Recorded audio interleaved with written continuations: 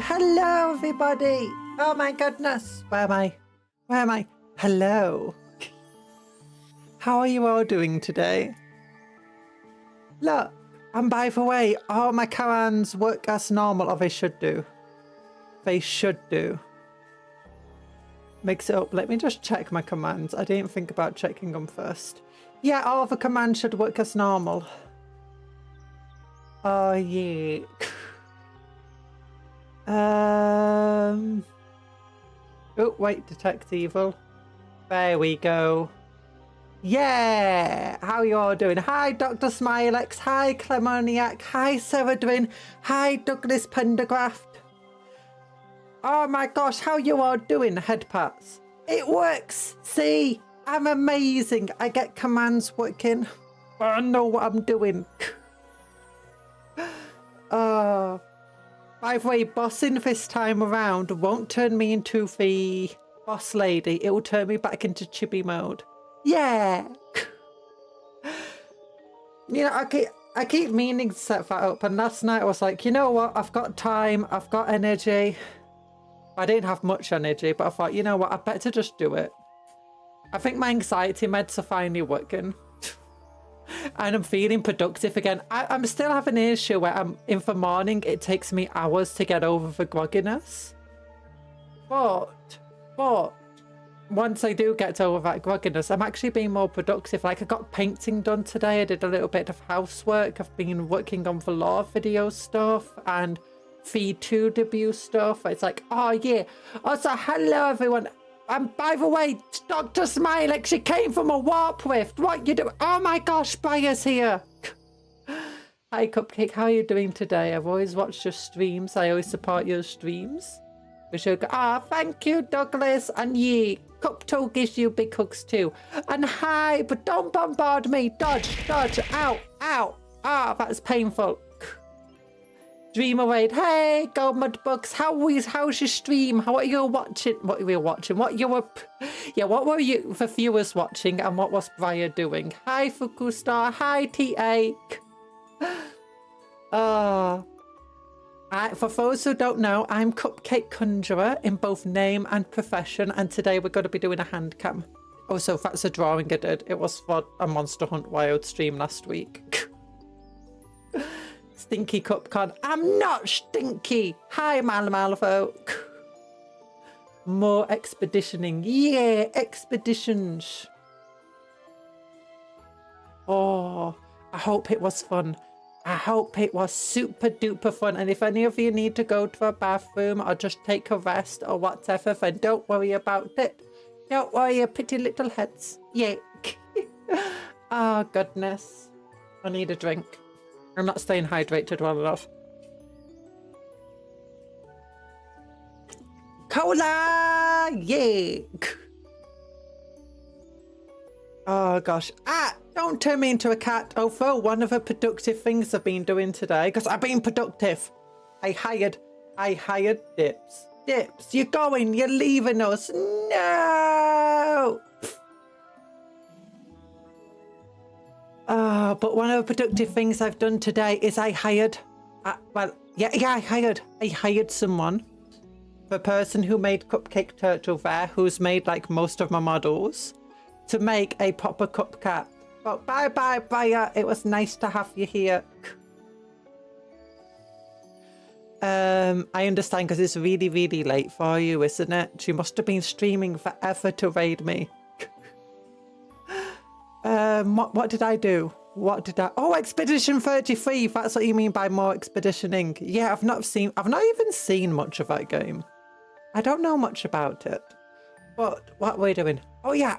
So I've got an official Cupcat model being made, because like Headpat doesn't work with Cupcat at the moment. I had set one up, but every time for updates, it breaks a bunch of my toggles for the default models, and this is just a default model for VTube Studio. And I thought, you know, it's about time I actually make a proper Cupcat model. I've also been speaking to my rigger, who rigged my main models, and I've asked her to get some new toggles onto Boss Lady.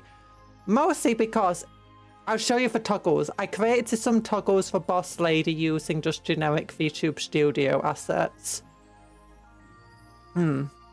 and a bit of editing here and there.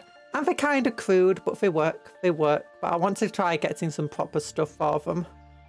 Expedition 33 looks so dark. No whimsy. Oh no!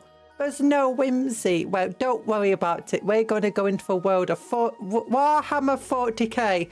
And in the grim darkness of a far future, there is only whimsy. I think that's the tagline. It was a word beginning with W. War, whimsy, same difference. Let me get some gloves on because I've not got my gloves on. Yeah, I've also got some painting done today. I was also planning out like some of the stuff I'll be doing. I'll actually be hiring Briar to make a lore video. Might not be able to do it this week. Might have to wait until the end of the month or halfway through the month. Yeah, costs money. But yeah, my V2 debut keeps getting delayed for various reasons. One of the reasons is because I'm actually still waiting on music. I'm still waiting on this person to give me music. Major reason is just me being ill all the time or just being a bit lazy and not getting around to making stuff happen. Other things though, it's like I've been waiting on animations, on artists to get back to me, on artists to do work for me. And sometimes it takes a while, you know. But we gotta do a V2 debut and I've just got a little bit more work to do. Well, I've got quite a bit more work to do, but hopefully stuff should be finished soon. The grim darkness of a far future is only cola and cupcakes. Yeah, if you saw the thumbnail, that's what it actually says. Oh, I can show you the box. I'll show you the box and hopefully... Hands! Hands! Look at them. Oh. Everything seems to be working a little better Okay, yeah. Things seem to be working a bit better today. Let me get the big box. Oh, it's a big old box. Indomitus. This is like... See, look. In the grim darkness of a far future for its only cupcakes, cola, and whimsy. Yeah. This is secondhand, but thankfully it was basically unused except for the rule book. Didn't come with a rule book, but oops. The rule book is for 9th edition, not 10th edition, so it wouldn't even be viable. But yeah, look at all these model kits. Like this guy, is this for... Yeah, that's a lieutenant. Is this a lieutenant? And this is the captain. Oh, look, he's got a little Necron in his base. You could actually probably turn that into like a proper Necron model. Like a Necron warrior trying to climb over a wall and it's lost its legs. And look, there's a skeleton. That goes on the shield. Oh. Pink hands. Pink hands. Well, pink gloves. And black gloves. Over the palest skin so bright that... Oh, look. Look, look, look. There you go. I'm back. I'm back. Yay. Look at this toggle. Oh, look at it. Demon horns. I made this toggle myself using generic VTuber assets, as you can see, for horns are a bit... they're a bit janky. I'm also expecting a delivery today, so just give me a moment. They said that it's between like 4 and 7, which is my streaming time, unfortunately.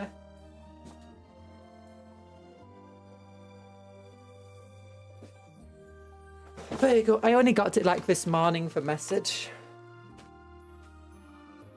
Let's get those up like that though. Cupcake Dynasty of Necrons. Yeah, I don't know what to do with a Dynasty of the Necrons. Oh yeah, and there we go. Get the horns off. And look! Ears! The pile of shame grows. The pile of shame does grow. It does grow.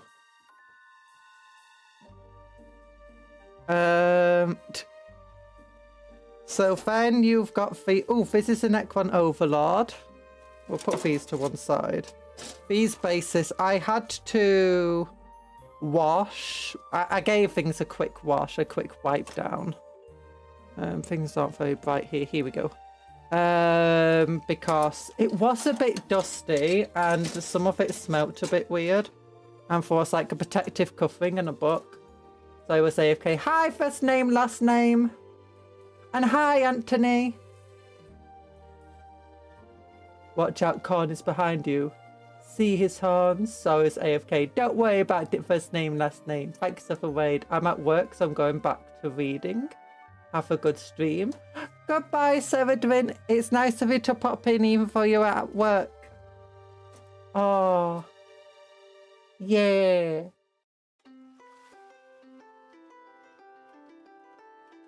And what else is for? Yeah, I'm thinking I want to make like a fractured or broken dynasty. Bye-bye. Love hearts to you all. Oh, I should have done a love heart to Briar before she disappeared. Yuck. She was sniffing a plastic, and yet we cannot drink the glue. I opened it up, and it kind of smelled weird. And it all felt weird, even the box. It's like, ugh. It's like, do you know when you, like, have something? Like, if you buy something pre-owned? Or if you like, go to a smoker's house, and everything's got that thin layer of grime on it? It felt like that. It wasn't the same as smoke, but, you know, hard to know.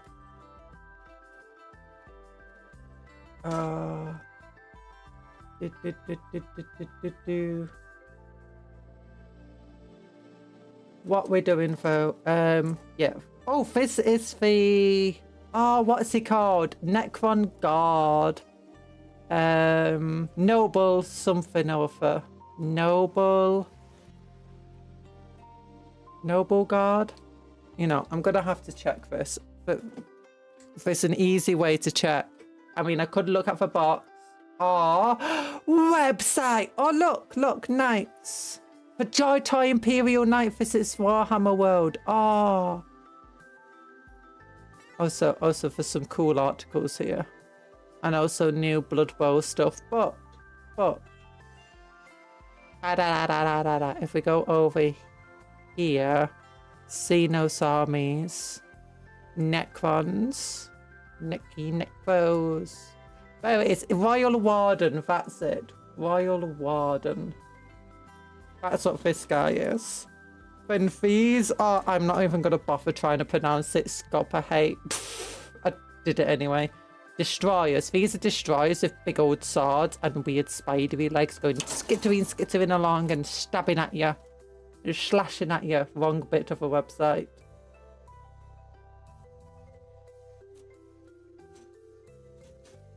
Then what's these? Oh, this is... If you go to the website, you'll find a kit being sold there for Necrons called the Wild Cart or something like that. And it's got a reanimator, which is this big thing here. What these legs are for, and this big stuff here. That's a reanimator. And those legs are part to it. It's like a tripod for more of the worlds. It's then got Plasmancer, which is what this guy's part of, and then a Destroyer Lord, who's like the bigger version of these guys. Yeah, and it's also got 2 Cryptophrals, which are these tiny claws and stuff are for. Which are like guardians of a character. Yeah. Shorepec destroyers. Yeah. That's what happened in it. I think it's a Shorepec ones.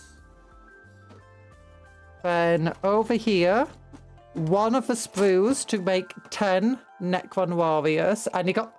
I actually really like this sprue. If I thought about it, it's a push fit model sprue, which is actually kind of fine because for Necron warriors. They're similar to Tyranids, where honestly, getting variation isn't that important. But unlike the Tyranid sprue for Termagant, no, for Harmagant. Is it Termagant? No, Termagant, yeah. Termagant's the shoot you on, right? Unlike the Termagant sprue, where you only get 1 weapon option and not even any special options, this gives you all the weapon options. You can either, I can't remember what's the difference, but you can either the double barrel one, or the long rifle one, which also has a cool little bayonet axe. Good God, someone has lag. I'm a refresh. Oh no.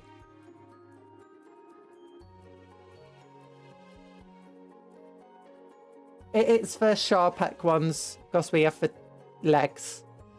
Termagant now has special weapons. Yeah, Termagant have special weapons. They've got 3 weapon options, but that's only for standard kit and the normal kit. The push fit models that came in the Leviathan set had no special weapons, had no weapon options, and these are the same ones that were in the previous Combat Patrol and were in the Combat Patrol magazines. They absolutely suck. I'm just going to be honest with you, they suck. Like, you get 20 Termagants, no special weapons, no weapon options. I mean, the Flesh Borer is a decent option, and the Termagant special weapons kind of suck. To a point where sometimes you might just want to not take the special weapon. But yeah, these ones are good. Oh yeah, and it comes with scarabs. That's also really nice. Most Tyrannid models, the basic Tyrannids, do actually, like the Termagants and the Hormagaunts, I think both come with Ripper pieces. So you can make your own Ripper bases. And this one's similar in which, because people generally don't want to buy just scarabs. And if you did just buy scarabs, you'd probably have to get like 10 of them to make it worth making a box for them. Or you'll be paying a ridiculous overprice of 3 bases worth of them. I miss my Devourer Gaunts. Would you like more Daka with your Daka? Yeah. I used to have a load of Devourer Gaunts and Devourer Warriors and a Devourer Carnifex because I absolutely love Devourers. They're really cheap, except on Termagants, because they were... I think the difference between Devourers had 18-inch range compared to the 24-inch range of the Flesh Borer. The Flesh Borer was strength 4, AP 5, which meant it ignored armor that was 5+ or 6+. The Devourer's 18-inch... Oh yeah, it was also rapid fire, so that means at 12 inches it could shoot twice. The Devourer, though, was 3 shots, strength 4, AP 0, and had the assault rule. Or was it attacks +1? Because that's how it worked back then. It was like, it was used just... Oh no, your Devourer used your strength value, but you could increase your strength value by 1 with an upgrade, and you could increase your attack value by 1. It was like your attack value +1. So then you could get it to like 3 attacks at strength 4, which was pretty ridiculous. Devourer Warriors is a miss. Devourer Carnifex for his crap. Devourer Warriors suck now. Back then they were ridiculous because you could get like 6 shots each. Or something stupid. These are more Warriors. It broke the connections. Yeah. Are they the same? No, they're not the same sprue on both sides. So you do get 10 different versions of the Warriors. I'm gonna eat the plastic. No, no eating plastic. Don't, bad Cuptle. Then here is, again, if you go to the website, you can currently buy a box set. Oh, what's it called? It's not the Heroes one. The Heroes one is the... Oh, that's a Stern Guard, Apothecary and Graphis armor, and Lieutenant that has Lone Operative. This is the other one. It has 3 Eradicators. Unfortunately, and by Eradicators they have the Graphis armor with melter rifles. Unfortunately, they don't come with the multi-melter, which is sad. You've only got the option for the normal motor rifle. It also comes with 3 Blade Guard, which is really cool. And a Blade Guard Ancient with Banner. As well as a Chaplain. And a... I think the Chaplain has 2 choices of head. No, he doesn't. He doesn't. I'm for the Judiciar. It's this one. Chaplain, Judiciar, Blade Guard Ancient. Look, They love putting skeletons on banners and shields, you know. You know, that's actually an honour. It's not a bad thing for not holding trophies up. Well, most chapters wouldn't be holding trophies up. Kind of are. They're holding relics up. So this skeleton here, it's large enough where it was possibly a space marine. And if it's not a space marine, then it's like some saint or some really important hero of the past or whatever. Have they taken them into battle? Same with like, you know, if we've got a skeleton hand there. It's basically like, you know, old Crusader relics if they take. They're basically carrying the souls of their ancestors and great heroes into battle with them by carrying the skeletons or body parts with them. That's what they believe. Hi Tony, how you doing? Love heart to you. Oh, so here's the bikes. Does that give it 2 options of arms? I imagine not. Yeah, oh yeah, here we go. Push fit bikes. There's not really many options. But that's just how they are. And then you have 10 assault intercessors. The assault intercessors do, I think, have 1 weapon option. But I might be incorrect. Let's look. Oh yeah, there it is. There's an option for a plasma pistol on your commander. That's the only weapon option you've got in the kit though. There's no power fist, there's no thunder hammers. It's just everyone gets a chainsword. Although there are some cool things, like this chainsaw doesn't look like it has a hand on it. It hangs at the side instead. No scabbard like you do with the Templar. Oh wait, there's 2 plasma pistols in the kit, so that means you could build it with sorry, it keeps going out of focus. Plasma pistol here. And a plasma pistol there. So yeah, these are just two identical kits to one another. So you can build it as 2 squads of 5 or 1 squad of 10. I've got the Salamander Combat Patrol right now, which has 5 assault intercessors in. And I'll probably use... Actually, I got spare power fists as well. But I could use a spare thunder hammer in here. Or then... Oh, look at this cool art. This is a very nice art of... It looks like Space Marines preparing... Oh gosh, I can't pick it up. Hello, it is either Puff. My day was bad. Again, frown. Oh no, I hope it gets better this evening. So let's turn off some of the light. Oh gosh, that's a bit too dark. Well, we need some light so you can see it. But there's a chaplain that's actually in this box set. Blood Angels. Oh, these guys are Blood Angels apparently. Yeah, you could tell because that guy has a little thing on his chest, a little tear heart. There's a Dreadnought here. A Dreadnought there. Thunderhawk here.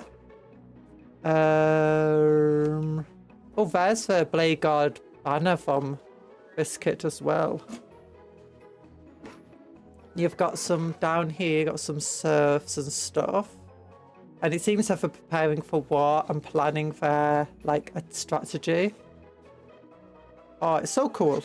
Really nice.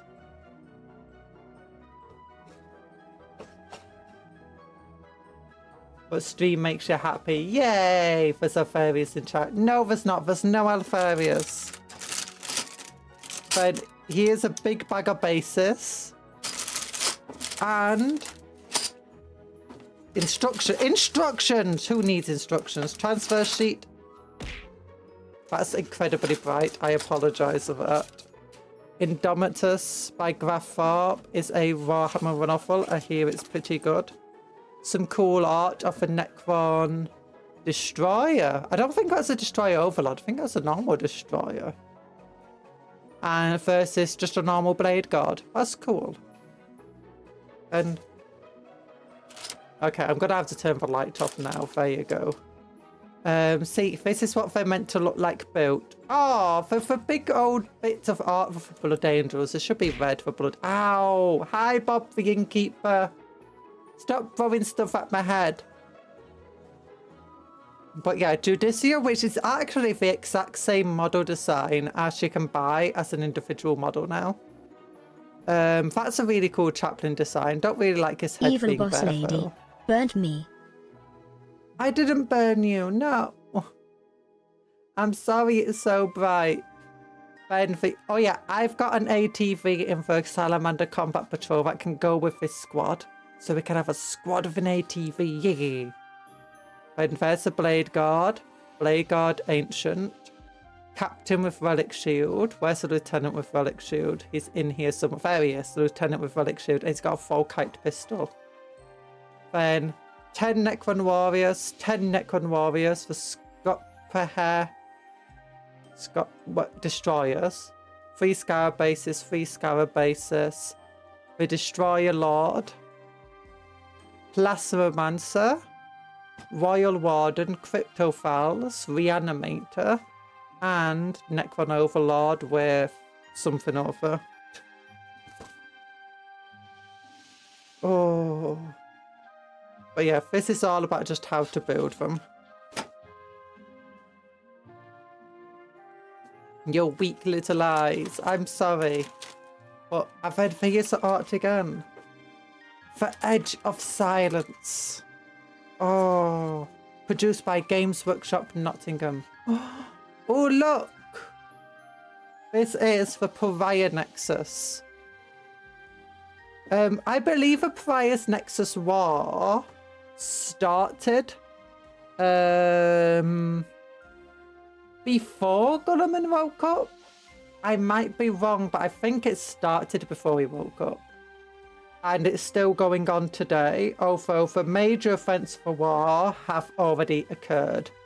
The major event is, I believe, a Silent King. Was the Silent King at the start of it, or what, did he come in later? But there's a lot of back and forth with massive casualties taken by both sides. The Necrons at first seemed completely indomitable and unstoppable, but there was a Space Marine chapter took great casualties to delay the Necron advance by basically collapsing the upper levels of a tomb on top of them, of like the major tomb world. But that gave the Imperium a reprieve in the war that allowed them to flee and basically make new defenses and re-attack them. But the Necrons actually started taking such great casualties in the battle that they couldn't actually keep up with all the repairs that needed to be done. These are me half remembering clip notes I read about the Pariah Nexus War, because it was in one of the other books, and it's like 2 pages dedicated to it with maybe a couple of pages of pictures too. I want Cupcake, not evil boss lady. Evil. I'm not an evil boss lady. This is the original boss lady character, and the chibi version came afterwards. If you want to do... No, Cupcake command doesn't work. You have to do the Bossin command, will turn me from boss lady back into chibi mode. So if you type Bossin, the Bossin command will put me back into chibi mode.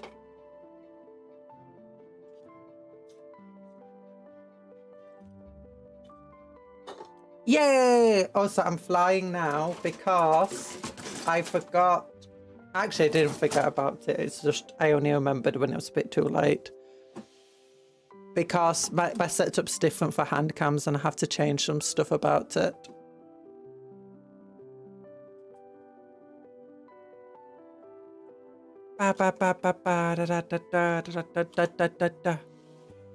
Yeah, there you go. I'm down.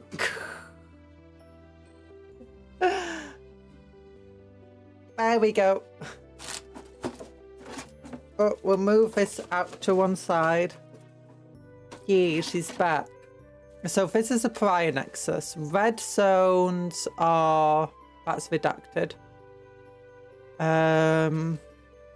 So what's the key? Plundered/stilled system is where basically schools is where the system was plundered or stilled, which I think the Imperium basically abandoned it and destroyed it. Red, like about this one, is redacted. And this system here is an outlier system, and that is considered a nodal system. The red lines are Nexus Stellar nodal entanglement corridors, and the black lines are current estimated Nexus border. With Shendu. Is that Shendu or Sendu? I kind of want to read it as Shen. Depends what language the X is in. Hindu. Margot. Oh look, it's Margot! We're taking the hobbits to Margot! I know it's Isengard and not Mordor originally, but still. I also want to steal a cola. Don't steal my cola, you big old meanie! She's possessed by for pancakes. Nope. There's no pancakes here. They're evil. Evil, evil. Okay, I'm gonna take this out for box so I can actually, you know, do stuff. I'm gonna put the sprues back into the box. Stilled was the phenomena being done by the Necrons. Oh. Pariah Nexus is a black stone pylon array and was separating humans from the warp. Oh, I know that's what the Blackstone array was, so that was stilled. Plundered? What does plundered mean then, in that case? Is that the Imperium destroying a system while stilled is the Necrons destroying it?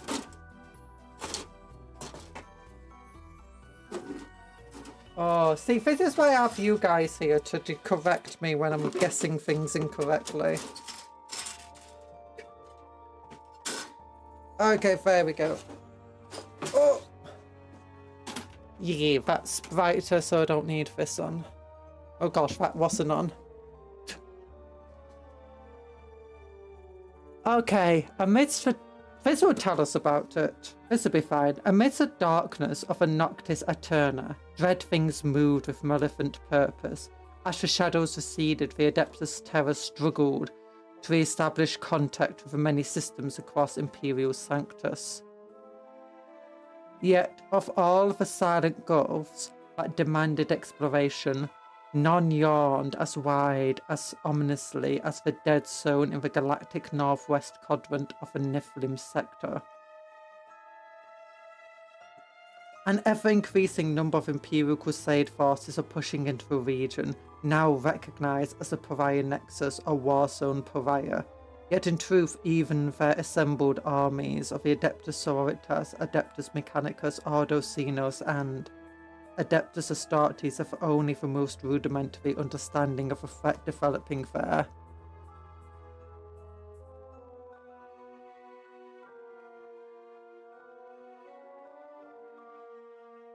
Okay, I turned the lights off so that... That's a bit too dark. What about now? There we go, that works well enough.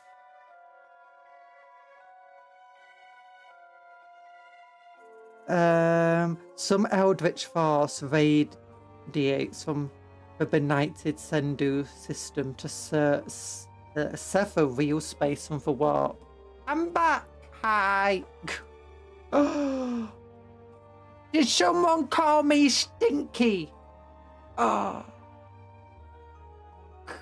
Yeah, if you call me Stinky while I've got this form on now, it will instead add the shadow because this doesn't have a crying toggle. Oh,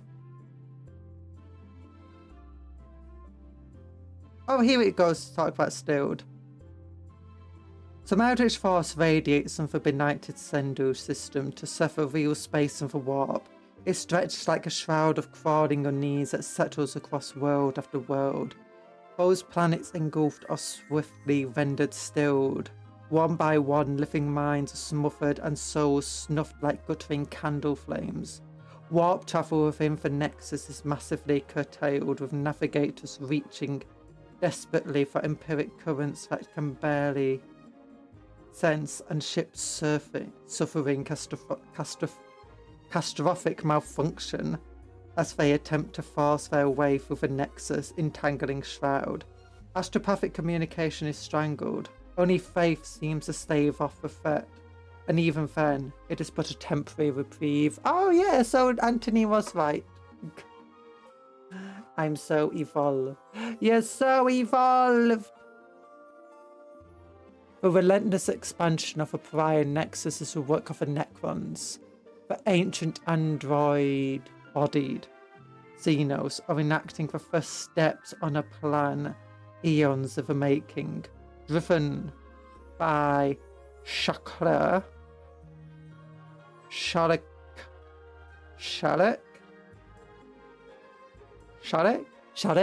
I'm going to call him Sass.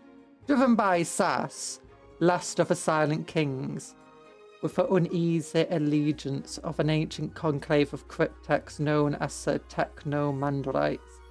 Sass is attempting to propagate a star-spanning weapon of such potency that it could end the threat of chaos altogether.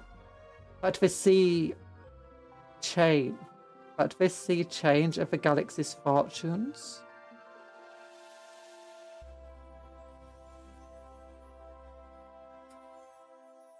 That's C-S, I think they mean CS in S-E-E, not S-E-A. But this sea change for galaxy's fortune would come at the cost of soul death for every non-Necron life form. It's simply an additional boon for Silent King's point of view. Or Susalek.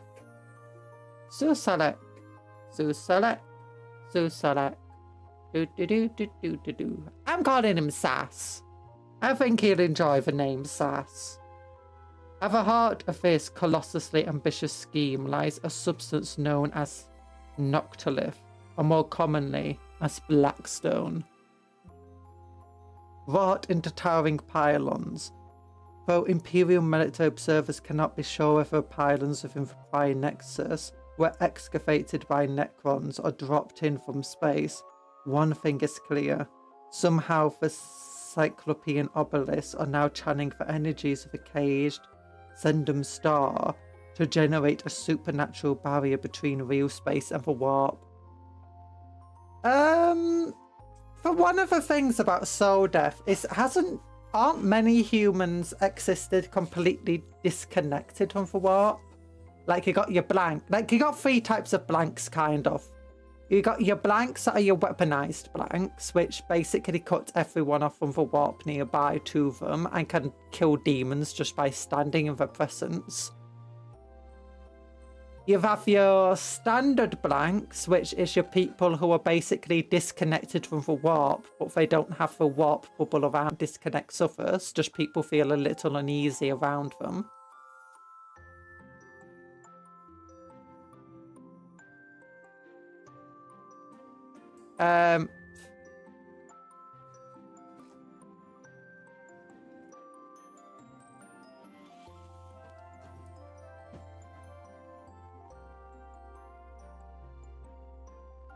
Cupcatius Sissius, you shall become Cupcat again, evil laughter. No, I don't want to become a Cupcat. But I'm back, hello. Hi, back, we're chat. No!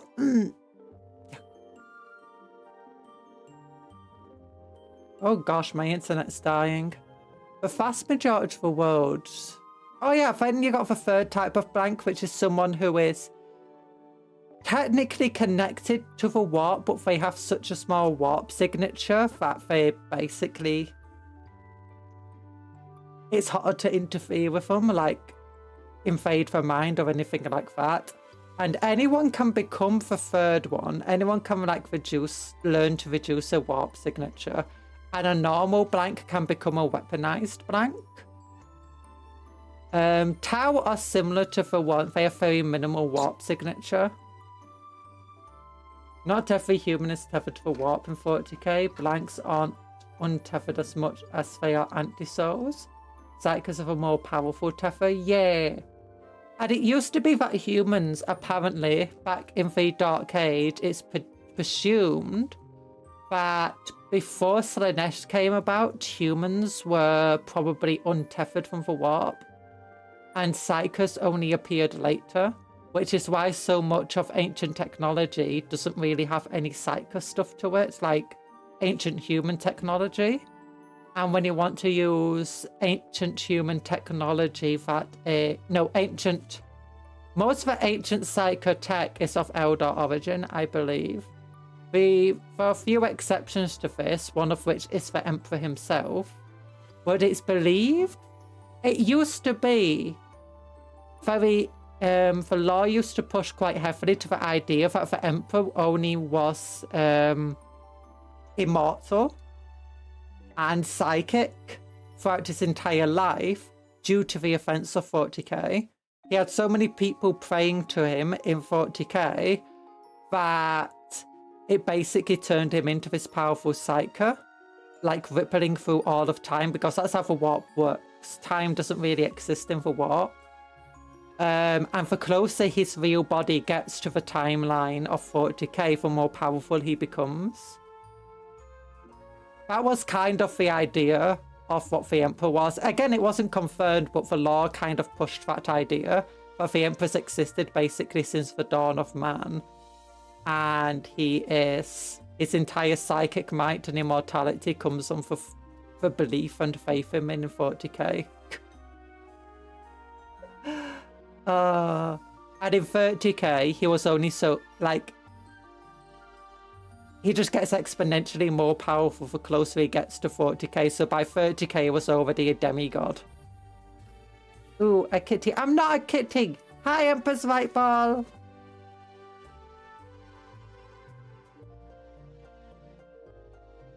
So, yeah. But I'm not sure. Maybe all humans aren't. I know that Psychers only started appearing in mass. Apparently, again, the law changes, and honestly, the law's never meant to be taken as fact because, you know, it's silly. But it was when Slanesh came into existence that Psychers started popping up in mass with humanity. And before that time, they were either exceptionally rare or didn't exist at all. Again, that might be wrong though. They might have changed the law. Also, thumbnail is super cute. Thank you. Vast majority of the worlds within the Nexus are already considered lost by human populations. Oh, I just realised you said no every human is. I read that as not every human. There we go. Vast majority of the worlds within the Nexus are already considered lost by human populations stilled. Some have been reduced to eerie ghost worlds or of sepulchral silence, while others have been transformed by continent-spanning Necron defense matrices into Xeno super fortresses. Imperial Crusade contingents still push into the stilled silent systems with faith in their armor with faith in their armor and in sacrifice, should they fail for Necron pilots. And she's reading again. Hello people, I'm donating plasma today. You're donating? We have to piece together the lore from between all the information we get. In between all the misdirection and propaganda is the truth.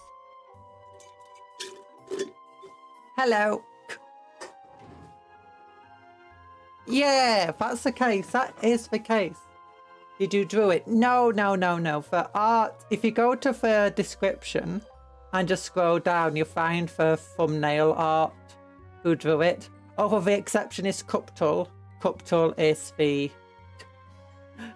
was drawn by Nico and I just edited it to look like it was part of the case, the box. No, the evil emote is just this emote, which was... I can't remember the name. It's just this emote.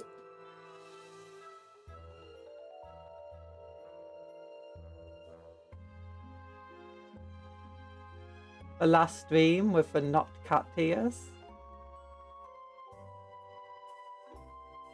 is even cuter. What was the last stream I did? I'm having to look.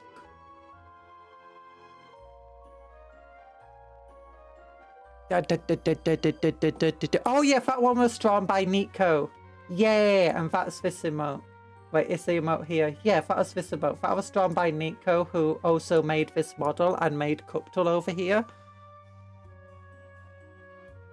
Now, if you want to see what I drew, go back a few streams where it says finishing Scarbrand. That I drew Scarbrand. I didn't draw the one standing on top of it. That was simply. But I drew Scarbrand and his big old butt. Chat's obsession in keeping you in cat form. It's true. It's true.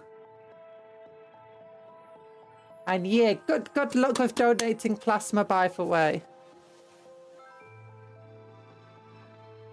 The empirical scale. Should they fail for Necron pilots, perhaps the spreading nightmare will be curtailed. Yet as the battles rage more fiercely and fresh, Necron dynasties move to aid the Silent King. The situation looks desperate indeed. I believe now in 10th edition, this has receded a little bit. It's a stalemate between Necrons and humanity. There's been somewhat of an uneasy truce as this Silent King is supporting efforts against both the Tyranids and the Necrons. So, yeah. I don't believe the Silent King was involved in the war straight away. Or at least, he didn't directly get involved until later on. Like, once they started getting pushed back. And then he needed, like, calling of their dynasties and stuff.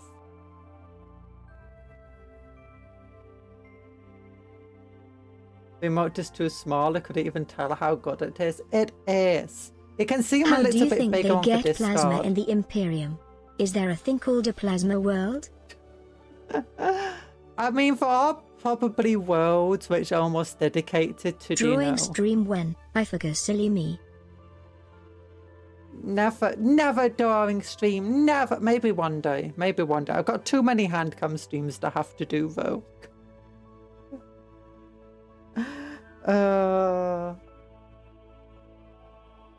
A privileged and shadowy few within the Imperium harbour darker concerns over Proprian Nexus. While it is located deep in the south of the Ultramar Sectum, rumours and reports from a string of outlying sectors have an eerie ring of familiarity to them, and a pattern is slowly forming. You have too many minis to paint? That's why, yeah, it's true, it's true. Okay, I'm not reading all of this stuff. But a Pariah Crusade, yeah. Gosh. Focus. Doesn't want to focus. Oh, look at some of this art, though. Look at that giant battle cannon. Your world is so trash, the only thing we can tithe off of you is your blood. No, yeah, there are probably worlds that are dedicated to... Like, you do have servitizing. I think there's, like, Mechanicum worlds where... Or maybe not Mechanicum. Municitorium. Oh, what's it called? Administratum. Administratum worlds. Which are dedicated probably to collecting body parts and stuff. Like, you know, kidneys, lungs, organs, servitors. Blood, plasma, basically collecting anything and everything they can from human bodies. Because if you look at a lot of they do have synthetic blood and stuff as well. It depends where you are in the Imperium, whether you can have access to that sort of stuff, because certain areas in the Imperium, like entire sectors, are incredibly backwards, while there's other parts of the Imperium that are incredibly advanced to a point that you would not recognise it as 40k. You'd think you'd be playing some other sci-fi that's, you know, a lot more clean. And this is represented on a smaller scale with Necromunda, where you got things like the Fansar gang and the Orlok gang and the other ones. How hard would it be to make blood? Probably not that difficult, to be honest, if you've got the technology. I mean, we can already make synthetic bloods that aren't very useful. We've already got experiments with synthetic bloods. The Imperium has quite advanced genetic technology. For instance, they create the Space Marines. They can keep people alive for years without having to do any cybernetics, like hundreds of years. And Space Marines aren't the only genetic modified types of people they've got going on. So the ability to make blood for them is probably relatively easy in the correct areas.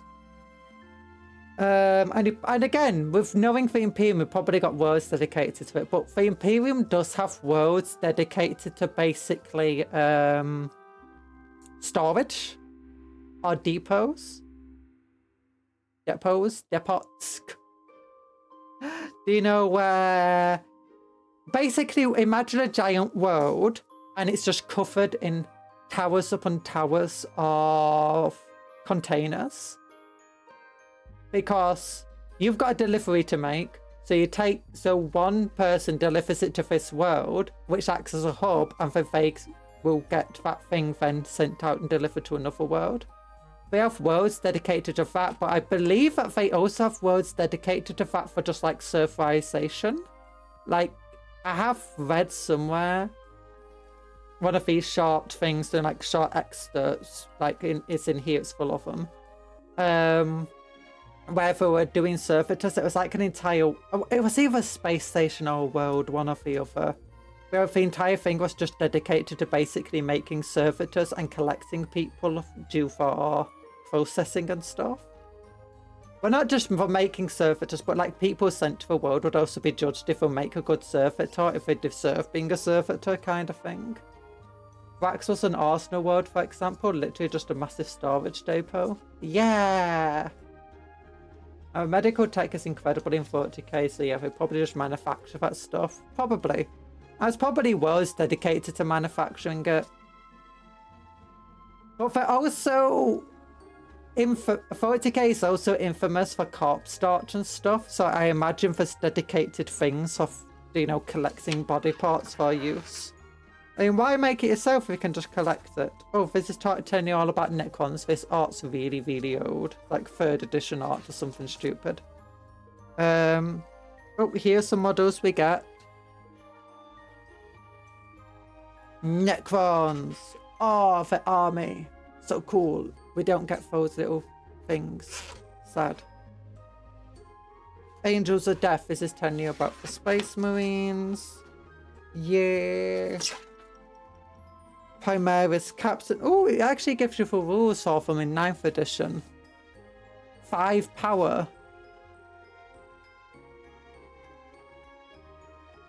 Oh wait, is this even 9th edition? Is this older than a 9th edition? I thought it was a 9th edition for some reason. But yeah, these have actual proper weapon skill, ballistic skill, all this talk of model. corpse starch and synthetic blood is giving me the munchies that only human black pudding can satisfy. No! I have to go now, sadly. Good big heart to you, Dr. Smilex. Yay. But see you all again next time. Everyone remember to hydrate. Have fun and an amazing day. Take care and don't overwork yourselves. Yay! Oh yeah, and forgot for own strength characteristic. 9th edition style stat blocks. Oh! So this was all the way up to 9th. Yeah, because this is how it used to be as well. Back in like 4th and 5th. AP came in. I can't remember if it was 5th or 6th edition that brought in AP like this. But I think it was 6th edition. I might be wrong. Or was it 5th edition? I don't know. Because before, it's like if you had a power weapon, all it did was ignore armor saves. Now, but as you can see here, Mastercrafted Power Sword adds 1 to your strength. And it gives you AP -3. But then they introduced 3 different types of power weapons. Sword, maul, and axe. Maul did only -1 AP, but gave you +2 strength. Axe gave you +1 strength and -2 AP. Sword used your strength, but gave you -2 AP and, or was it -3 AP and +1 attack? Maul also made his strike last. I can't remember how it was, but I think at first when they brought them out though, it was like a Maul only had like AP 5. A power axe was like AP 3, and a power sword was also AP 3 or something like that. I can't remember. I do actually have a couple of old rule books still about that place. Outrider squads. I do kind of really like the new way if I do it though. At first it took me a little bit to get used to, but yeah, I do like the 10th edition stat blocks. They are pretty fun. Ooh,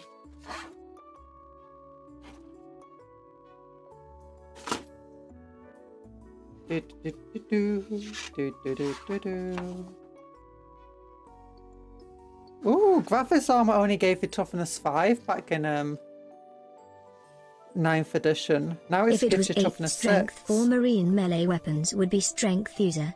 Also power weapon is +1 strength. Master crafted is making it damage 2. Yeah, that's 9th edition. I believe originally power swords just used your own strength. Power axes were +1. Power mauls are +2. But power mauls made you strike last. Power fists also made you strike last. Oh, this doesn't have initiative in, so this must have been after they got rid of initiative. Initiative was like, the higher the initiative, the better, and that was like for audio attacking. So if you're initiative 4, which is Space Marine Wash, you'd go first. Guardsmen were initiative 3, most of them were anyway. And so they would go second. Orcs were initiative 2, so they would go last. But then you had weapons that had like the strike last special rule, so you'd go after even a initiative 1 thing. Well, then I think strikes last just made you initiative 1. Every weapon makes you initiative 1. Yeah. Damage 2 didn't used to exist. Damage didn't exist back when they brought in this type of weapons, I believe. You still had every single weapon deals 1 damage. Armor still had, vehicles still have armor values, and carnifexes only had like 4 wounds. But anything that was double your toughness was an instant kill, unless you had a upgrade that protected you from it. What was it called though? There was an upgrade. Wasn't Art Device armor that just gave you 2+ armor save.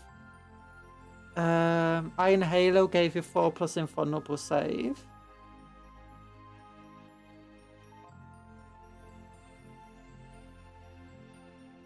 For basic, it just protected you against instant death. I can't remember what it was called.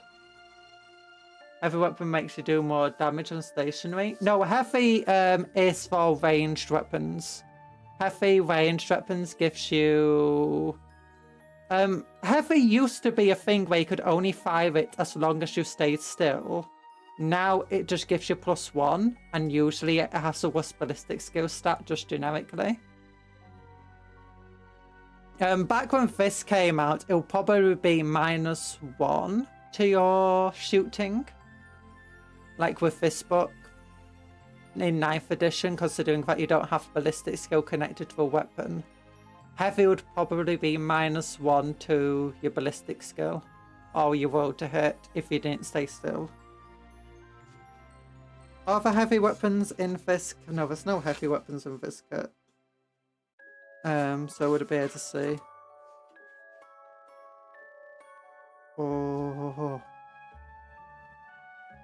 Oh, heavy weapons melee stats in Horus Heresy, I'm pretty sure. Basically makes you fight slower. Makes sense. That's how old 40k worked, more or less. Honestly, I'm really happy with the way 40k is right now, because I think it was still in the case in 9th edition. But when I quit, they were basically making things more and more complicated of a game to a point where I just wasn't having fun having to. And there was so much WYSIWYG of what you see is what you get. Like, as I said, you got power mauls, power axes, power swords, power fists, power claws. Before that, you had three types of power weapons: power claw, power fist, power weapon.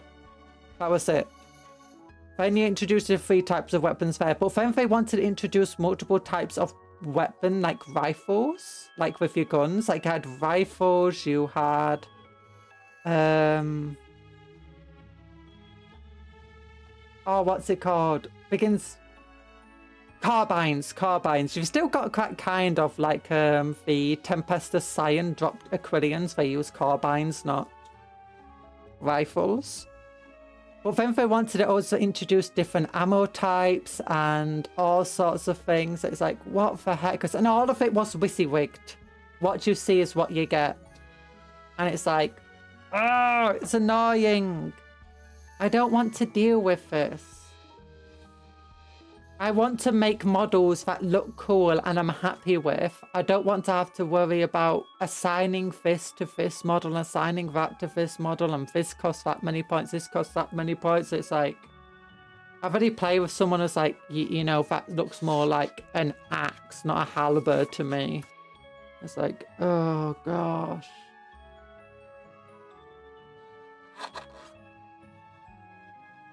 But yeah, and now 10th edition, they've basically gotten rid of most of those things. So you can actually still see the bones of it in the 40k as it is now. Because it's like you've got the... Sometimes you'd see a weapon stat where it's like a character has a power weapon and it doesn't give them -2, it gives them... It's instead of being strength 5 AP 2, it's strength 6 AP 1. And that's just because the power weapon in question is actually a power maul. They're just calling it a power weapon and it has its own stat block with this particular unit. So that means you can use any single power weapon you want to represent that power weapon. And it doesn't matter what it looks like, it will have that stat block. And that's what I like now about the game. WYSIWYG is something I strive for. No one who is worth playing with actually cared. No, back when I was playing, WYSIWYG was everything. It made sense though, because the game, as I said, they made the game so incredibly complex that you needed WYSIWYG. Like, it's just so difficult to keep track of. Like, okay, this guy has a power axe, but I want it to be a power sword. This guy looks like he has a power maul, but it's actually, again, a power sword. This guy with a really weird-looking weapon, yeah, that counts as an axe. This guy with a glaive, that's also an axe. This guy with the 4 axe heads on a single stick. Yeah, that's actually a power maul, not a power axe. It becomes difficult. And also, just like the different models that they have, it can end up just sometimes being a bit difficult to figure out which one's which. It's like, is that upgraded to master crafted or not? Is that an axe or maul? It's hard to tell. Oh my goodness, you won! Yeah! 200 coins, I think. 200 spinkles.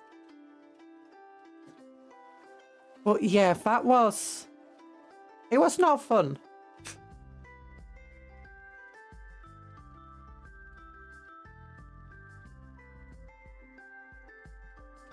I mean, I kind of strive for WYSIWYG, but right now it's a lot easier to do WYSIWYG. Like,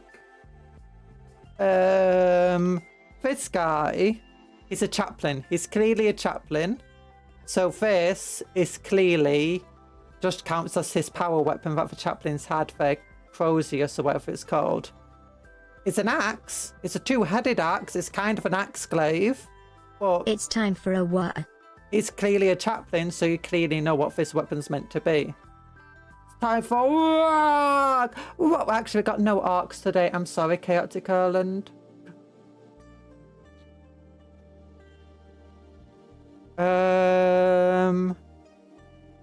What else do we have? And if you look at like this guy, he's got, oh yeah, you can see I've been painting. Look at his face. His face is so grey now, not white. See, most decent people, emphasis on the decent part there, will actually make something more visually defining about special models. Yeah. This is a power sword, but also this kit comes with power axes. Now, back before there was a big thing between like power axes and power swords, or at least before I knew about it. Because I said, I was like a kid when I came into the game, and it wasn't until I was older I started taking it seriously. Or like started figuring out more about the game and the lore and stuff properly. Yeah, this kit comes with both a power axe and a power sword. And both of them can represent his mastercrafted power weapon. And you don't want every single one of these models to have a power sword, because if they just start looking identical to one another, you want to add some variation. So maybe you'd use a different power sword, or maybe use a power axe that comes with a kit. And that's what's nice about it. Now it's just like all of these different power weapons can now just be used as just generic power weapons. And that's what I'm happy about. It's like, it doesn't specify it has to be a sword now. It's like certain kits will have, as I said, it's like certain weapons, it will specifically say this stat line is strength 6, AP -1. But you could use any sort of weapon for it. But you know that unit, it will only be a strength 6 -1 weapon. So that would have been a power maul. But now it can be represented by a power sword. And equally, you can take the power maul from that kit, add it to this guy here, and it would count as a mastercrafted power weapon, which is strength 5, AP -2. Which is what I like about the game, because neither of them specify that it has to be a maul or a sword or anything. It just specifically says either heavy melee weapon or power weapon or mastercrafted power weapon, and all of them can be represented by the same models. But because they're all in different units, as long as you're using the correct units, it's very clear what they're meant to be, and it's very easy as a result to WYSIWYG that. But that being said, people say WYSIWYG's now dead because it's like, now if you have 20 termagants of all armed with flesh spores, but that is because you bought the Leviathan set and you want the special weapons, people are just going to let you use the special weapons now. It's like, yeah, one of them's this thing. It's like, it's the way just to... Actually, you don't even need to tell which one it's meant to be, because it'll be the last one dead.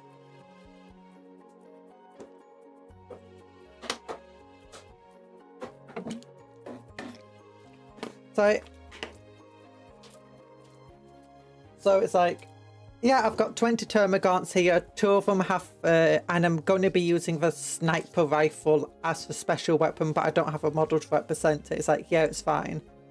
Oh yeah, back in the old way of playing the game, it was actually really important which model had what and where that model was stood. Because let's say you have a unit here and you've got a wall here, and your opponent can't see past this wall, and these 2 are your special weapons. If they shoot this unit, the only models they can kill is these 2 special weapons and this one. Because those are the only models in the unit they'd be able to see. Nowadays, it doesn't really matter. It goes, these are the only models you can see, but as you can see the entire unit. You hit the entire unit. And you can keep shooting at that unit until your unit has finished shooting. And let's say you could get rid of the 2 special weapons if you wanted to, but you could just kill any other models you wanted off in the unit and save for special weapons.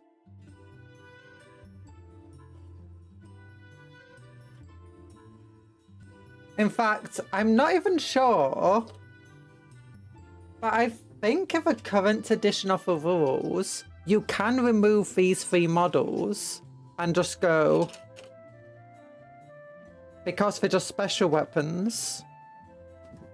Oh gosh, I just accidentally whacked the camera there and I apologise. Oh no. There you go. And save that these 2 are just picking up the special pointing weapons. at the viewer emoji. _cupcon cupcat. Stay healthy. See you later. _cupcon heart. Thank you, Elite Trainer, for being a member for 16 months. That's ridiculous. I hope life's going well for you. Thanks for popping in and saying hi. Yeah, it's been a while. Like this guy here has a special weapon, but he has a blue shooter pad, just in case it's too hard to see the weapon. Something like that is just easier for everyone to see. Yeah.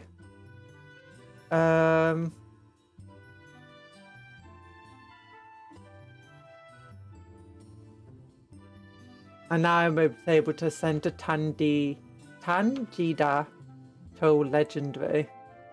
And not just weapons, they should have to take acid into account if they have one from either weapons like plasma or stratagems like Daka. Oh yeah, now plasma.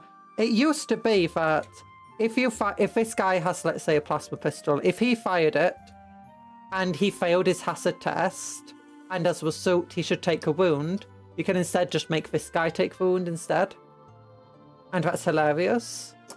It's meant to represent ultimately that, yes, maybe the weapon overheated, maybe it killed the wielder, but this guy just picked up the weapon and continued shooting it.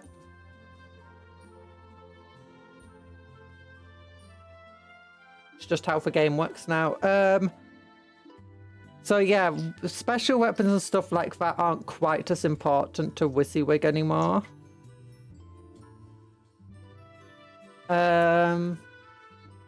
GiveSprinkles leaderboard. I'm sorry, Elite Trainer. You're not quite on the leaderboard anymore.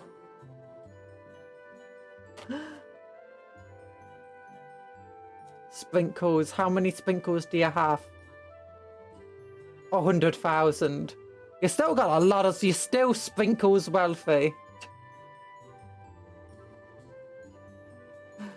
Personally, I prefer the points buy of equipment from 8th and 9th. The classic example of the failings of 10th unit cards is Gene Stealer Cult Acolytes, which are now 2 units depending on whether they have charges. You know, I'm gonna get rid of calling me Stinky Shadow. Wait, give me a moment. Why is that not going away? There it is. Sorry, bringing it back. Yeek. Oh wait, did you just call me Stinky? Sorry. Yeah, while I'm stinky, it covers my eyes. No, don't stop. Oh no, it only does 5,000 at a time, Elite Trainer. Don't worry about it. Never mind how much you bet, it will never do more than 5,000. I can't call her Stinky anymore. You can. It just puts a shadow on my face if you call me Stinky. Or it takes the shadow off my face. Like that. Because I don't have a cry emote on this one. Oh, but... here we go.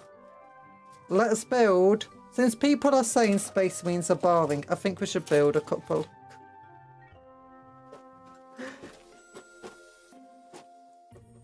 Okay, and we got the Overlord here, and we got the Royal Warden. Okay, I need the actual manual to tell me what size bases for. No, you were the chosen one. No, don't turn me into a cat. Where are my tears? My sweet, sweet tears.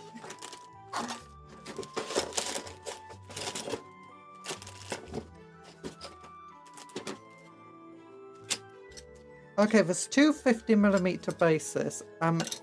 Imagine one is for the Lord.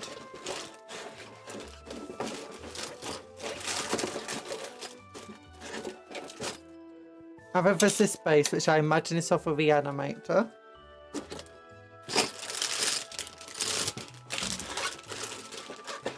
Then there's 3 of these bases, which I imagine offer bikes.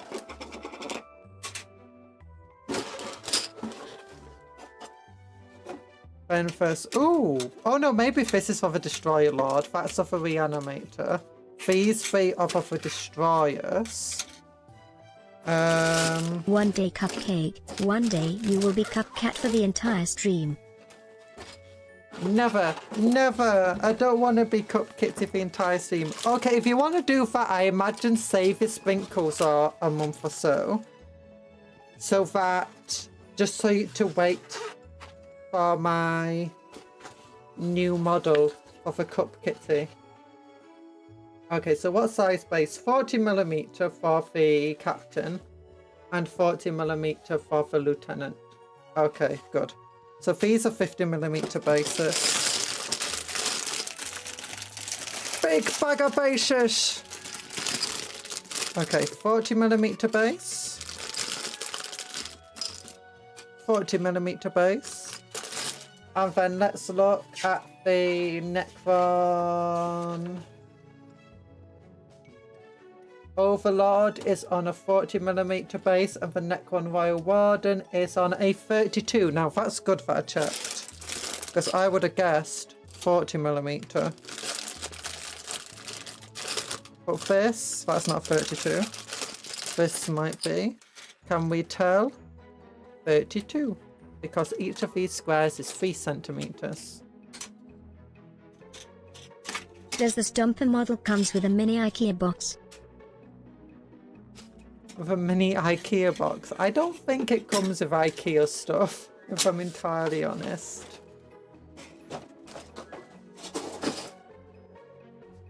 Oh gosh.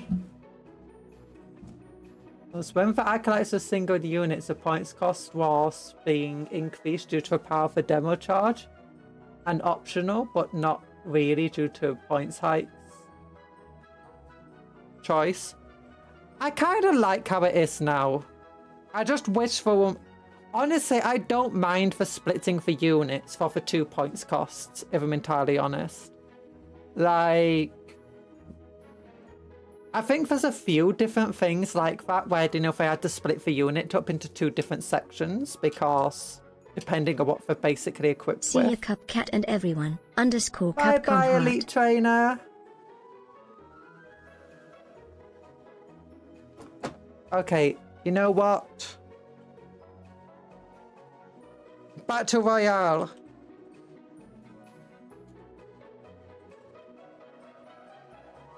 For 100,000 sprinkles. There you go. Whee!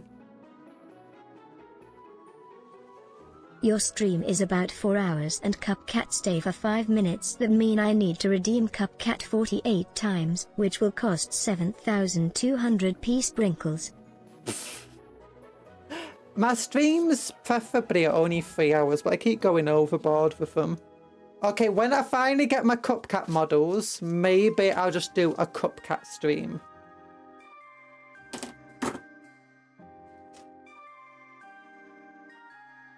Oh yeah, let's see how we can convert these models though. Okay, we got our tactical rock, so we need them. Okay, first name, last name, Briar's here. Mal is making sure... Oh, Briar just got killed by first name, last night. It's Mal. Oh, these are both on Briar's raid. First name, last name won 100,000 sprinkles.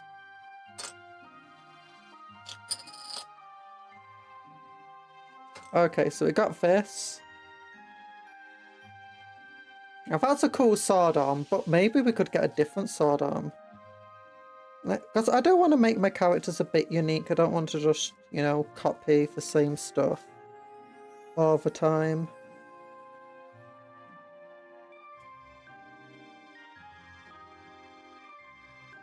Get a different sword arm. Or maybe a pistol arm, that might be fun. We're gonna basically have to use the arm for this shield.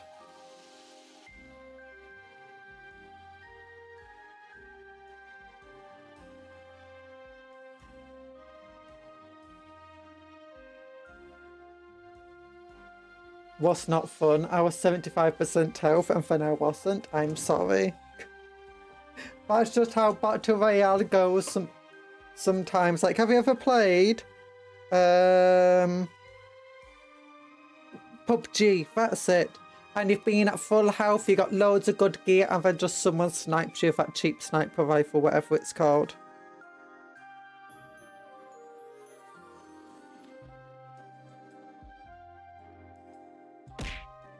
Ow.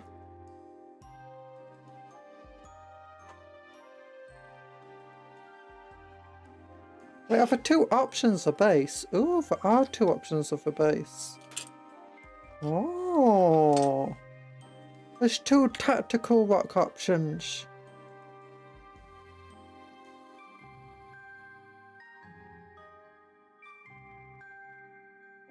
Hello, Banry. Hello, Mississippi Gunzo.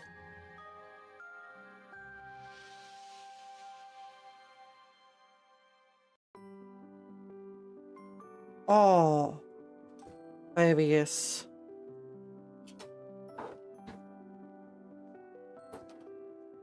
Yeah, tactical rocks are fun. What would I do?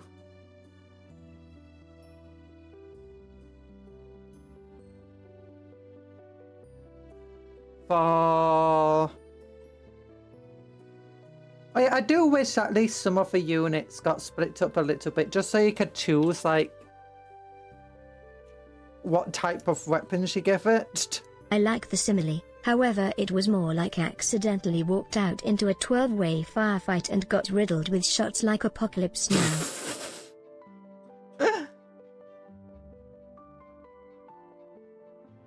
Probably. You know, that sounds fun though. That's a fun way to go out, isn't it?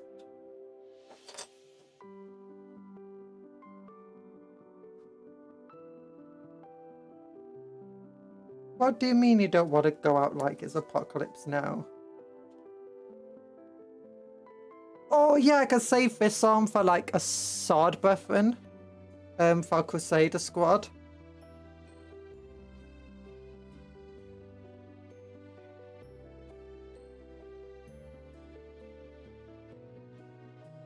Or maybe for Adrax. Okay, then these two pieces go together. Yeah. One of the Necron warrior heads fell off. It's like in the bottom of the box right now.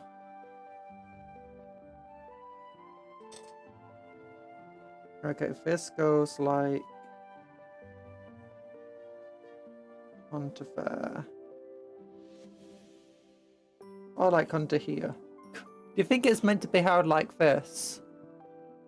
It's like, hey, read the placard. You got turned from cupcake to dust in a few frames. Oh no.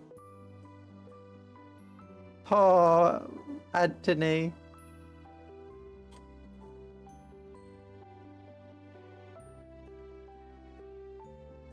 I've heard of a gobble that slayed a dragon just by being a choking hazard.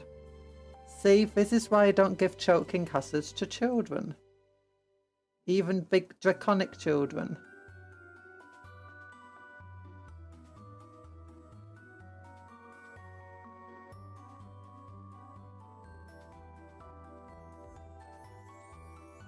There we go.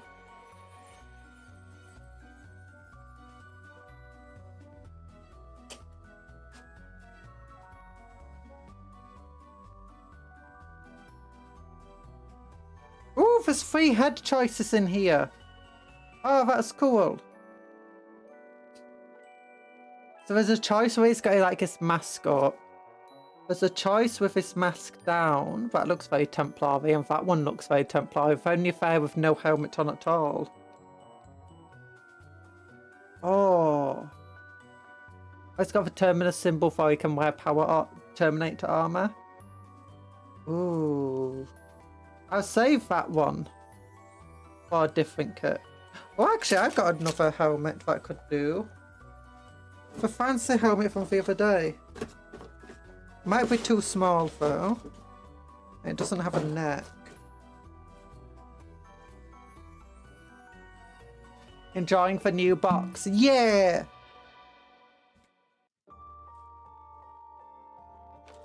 Hi, Talan.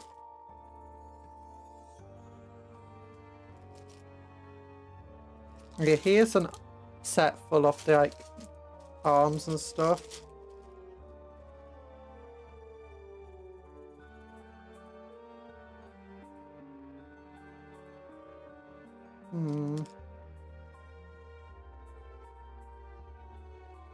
Got a bit of plastic in my mouth then.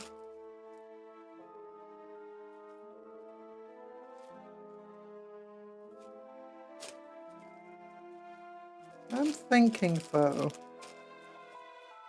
is I could give him an axe so he can ask people some questions. Oh gosh, you two are fighting one another now. Another box of a Cuptle fort. True. Fort Cuptle is the biggest cardboard castle in Britain. I have to up my game if it's only in Britain. I thought it would at least be world sized now. Like, soon we're gonna have to fire it into orbit and then push it out of orbit and give it its own planetary.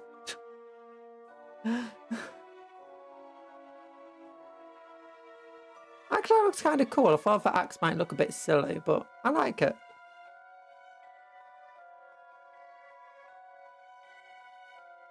It's got a kind of a He-Man pose going on with an axe like that. But where's the other helmet I've got?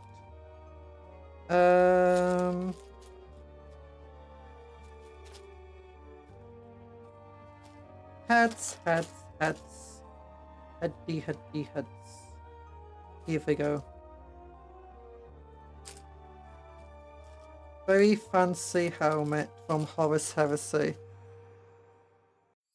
Look, it's got a big old thing. By the power of Grayskull, I have the power.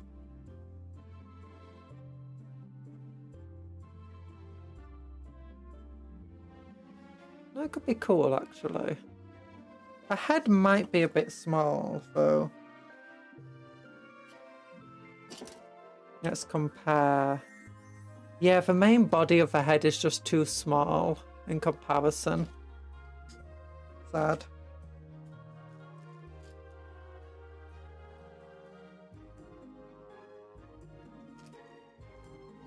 Ooh, what's this head?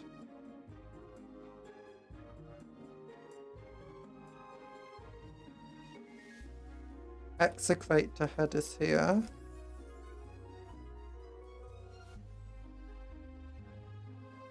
Veteran heads. What's this thing?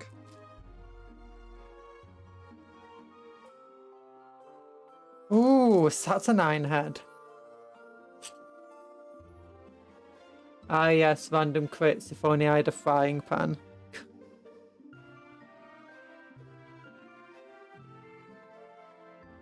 Yeah, Saturnine head might also be a bit too small.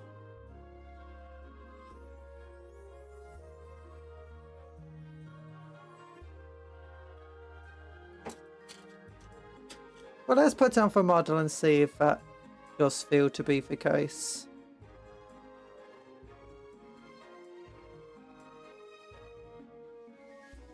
Yeah, that's way too small.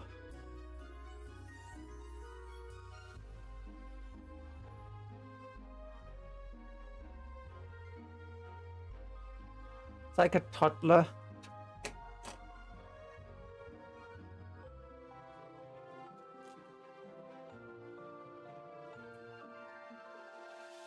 Okay, I've got other heads.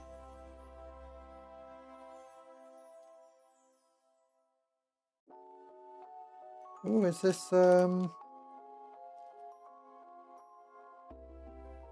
could just go for a generic Primaris head, mind you.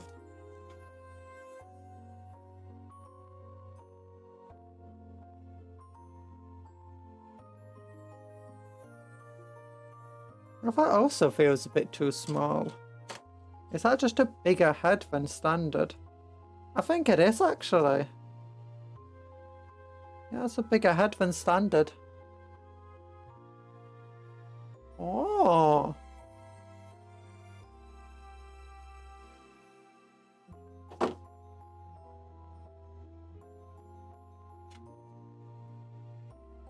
By the power of Grayskull, I have the power to ask questions,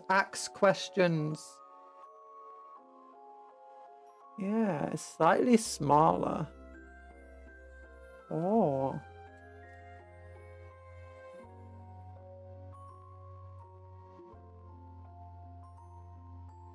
What does the lieutenant head look like? That is in this box set. There's only one option for a head for the lieutenant. It looks similar to the sword-weapon head for Black Templar Crusader squads. Again, that feels slightly larger than a normal head. But let's just check. No, this one feels maybe slightly larger. Oh.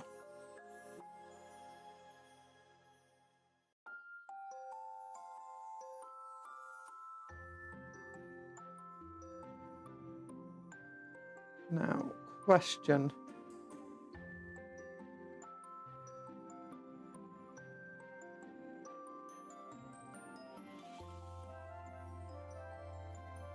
Maybe I will use a Saturn head. Let's compare it to the normal head.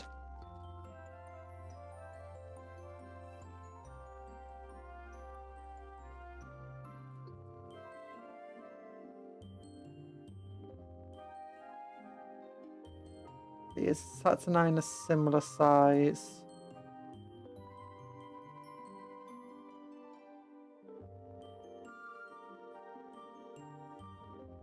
They seem to be a similar size. Maybe a normal head's just ever so slightly bigger.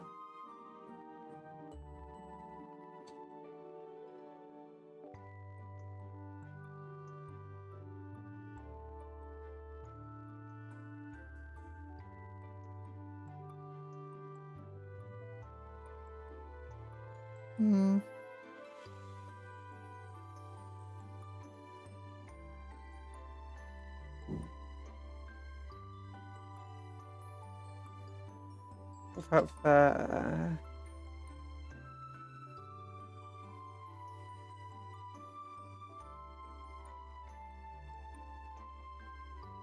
I've put a little bit of green stuff down at the bottom to carry it up. That could work. I decided to make an entire chapter of Skeletors. At that point, why just not make Necro? Actually, no, Reavers! Make an army of Reavers. Because they have a skull face. I'll put a little bit of plastic in the bottom here.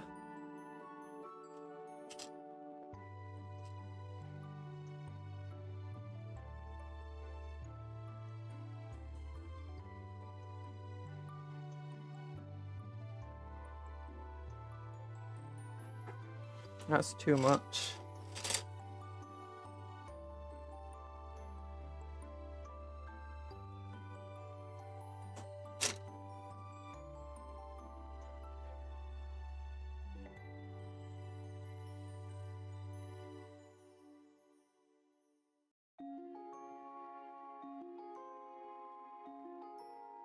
That works. Okay. We'll use a Saturnine head to give him a bit of uniqueness.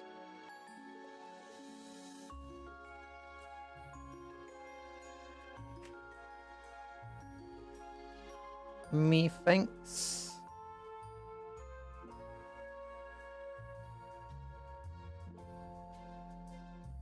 Oh no, where'd it go? Oh, it's right on the other side of the clippers.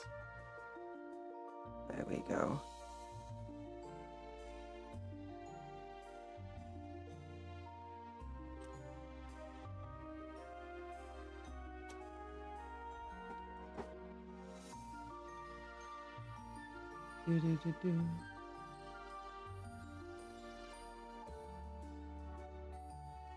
No, it looks a bit too low down.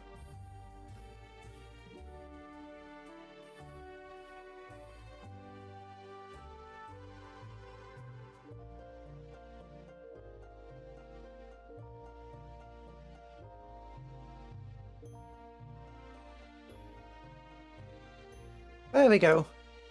That works. Have him looking a bit further forward. Further forward. Okay, not all the way down. There we go. Yeah.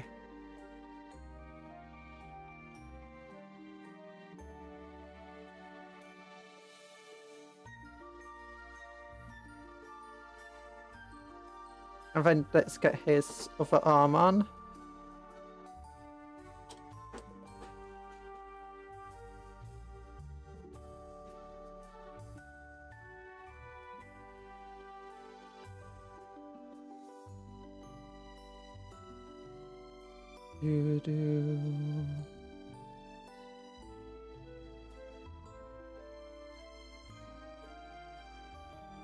Look forward.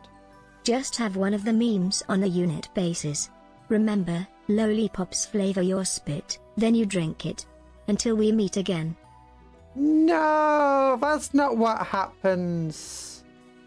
I mean, all foods could be like that if you think about it.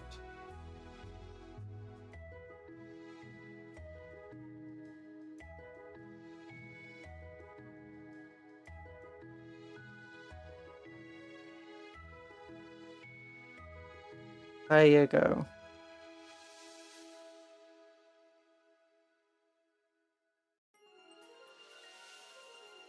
You do do.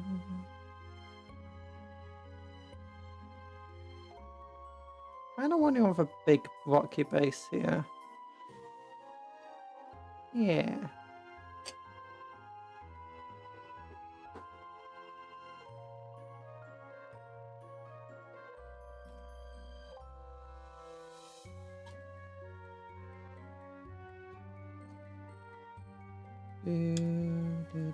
There we go. That way I don't have to risk lying him down.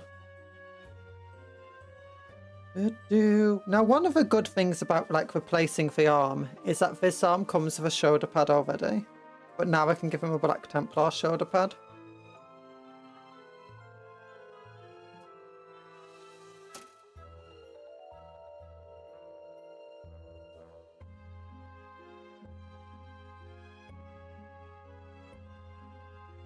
Do you think Necrons teleport out of a battle successfully every single time? Or do you think there is some failures? There must be some failures because you see like Necrons being experimented on by Admech. Or is that just like where an entire tomb world ultimately, oh darn it, gets defeated?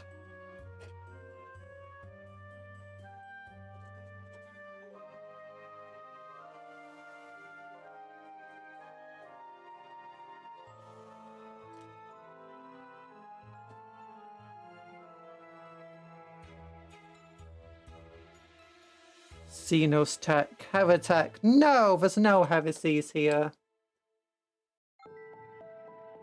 That's why the animation protocols used to be a 5+. Oh, what is it now?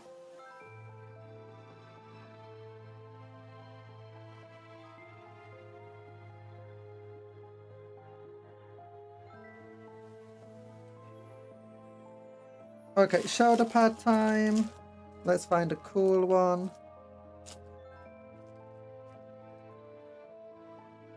Oh, that's coolish. Nah, it's not that cool actually.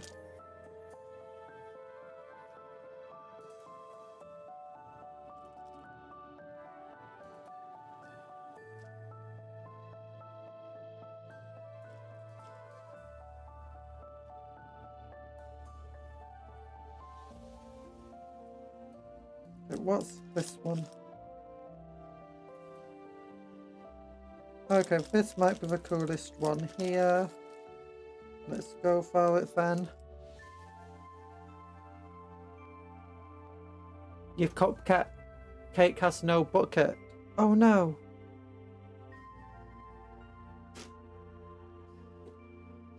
What about a bucket of bread? This is a bucket, dear God. That's not all. No.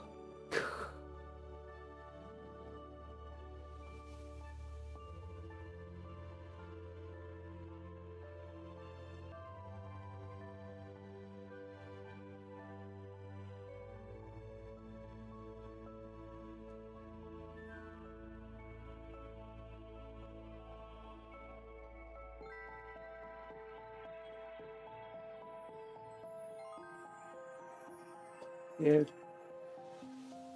D3 wounds at the end of your command phase. If all models in your units have their full wounds, return one model. Oh. At one wound. I remember it now. The 5+ will see like an obtuse form or feel no pain. Oh.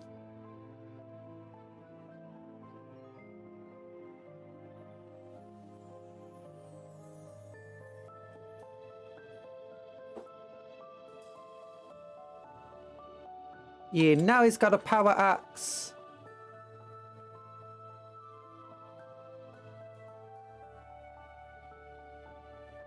Let's lower that power axe. There we go. Ready to smash some heads in. If I feel like maybe I should get him to like face a different direction. Nah. That's good enough.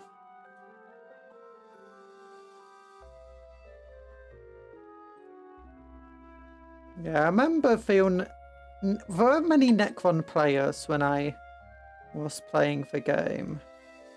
I remember Necrons became OP at some point and everyone started playing for more than Meta Chasers did. But that's when I was not focusing on the game as much.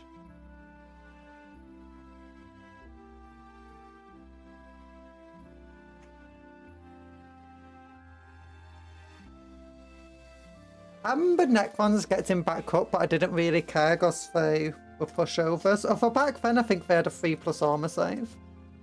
Which... well, definitely not overpowered. Was an annoyance to have to deal with.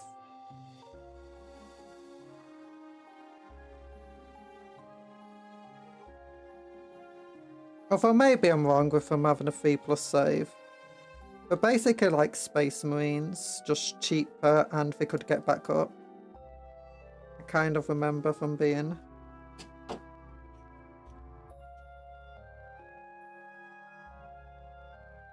Slower Space Marines though.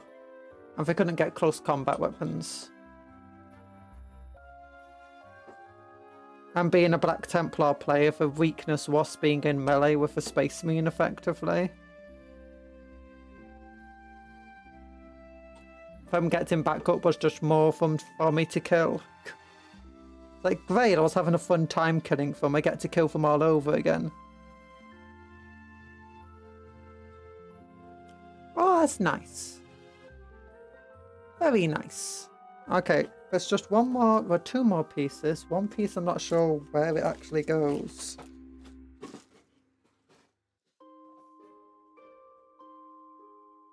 Yes, that meant if you didn't wipe Necron unit and your opponent rolled heart, the unit could just not care. Yeah.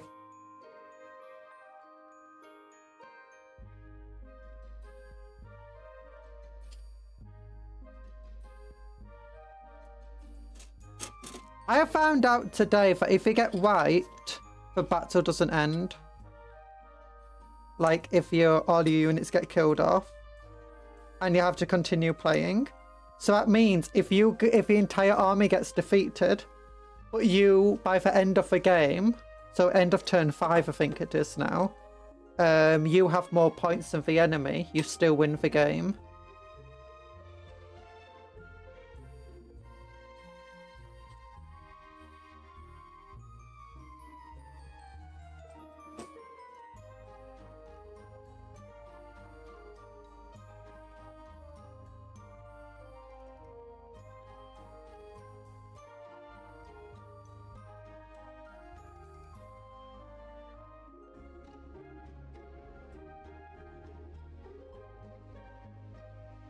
There we go, smash that for base, and there was one other piece, not sure where it goes.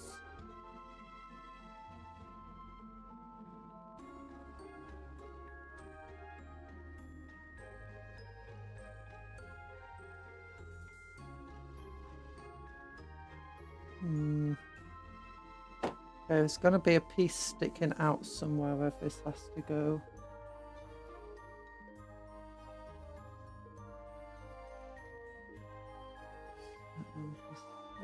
No.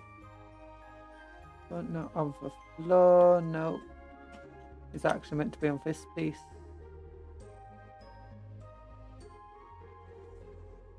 No.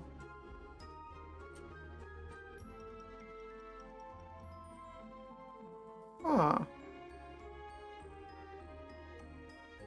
Oh yeah, if you get tabled, the battle ends but the scores are done then.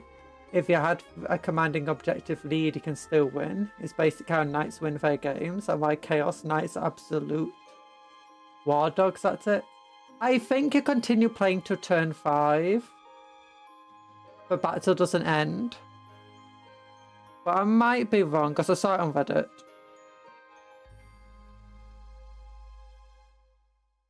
Although maybe that's just tournament rules or something.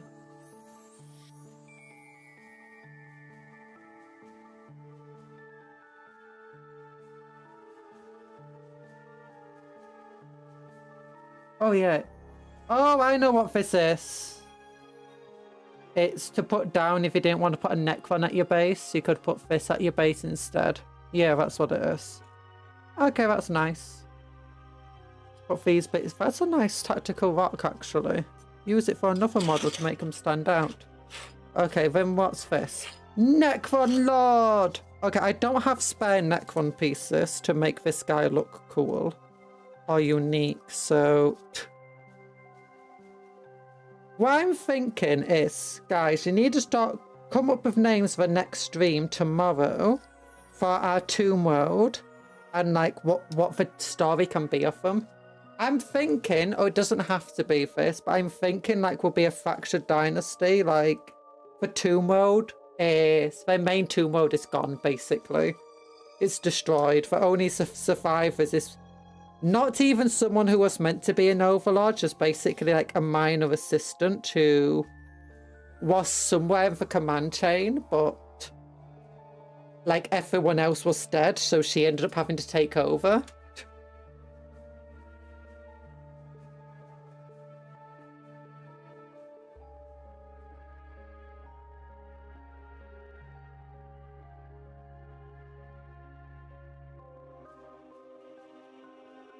Well, that might be hilarious.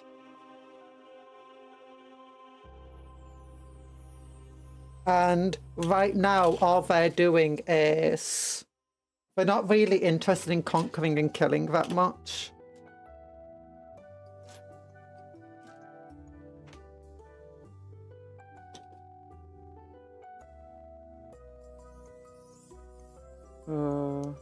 I know knights apparently are overpowered at the moment in the game. I'm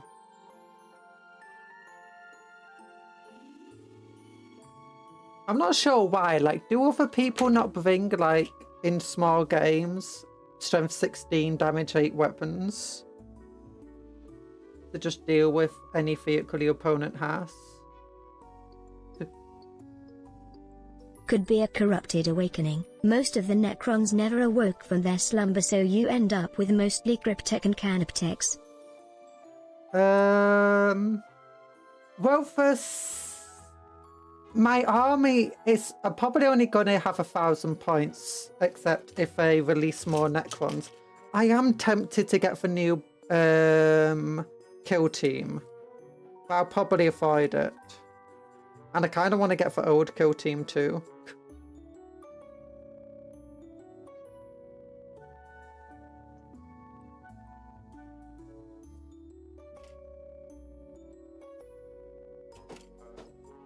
Like, I'm not going to get the new kill team box, but like the...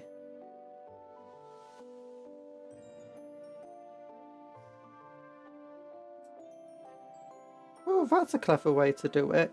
The only actual connection point...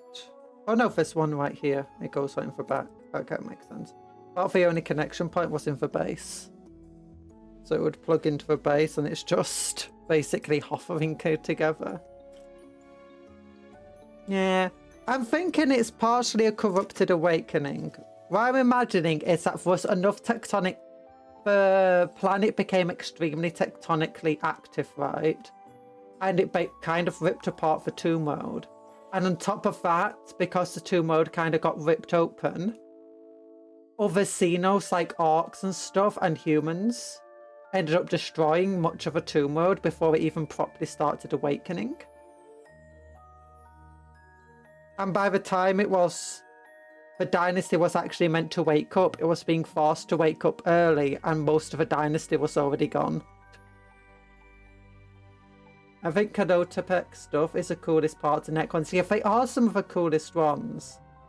But at the moment, I've got the Canotech Doomstalker, the Reanimator, 2 units of 3 Scarabs, 2 units of 10 Necron Warriors, 3 of the Destroyers, a Destroyer Ward, Plasmancer, Overlord, Royal Warden, and the... Did I say the Destroyer Lord? Yeah, that's the army I've got. That's pretty much 975 points, I think.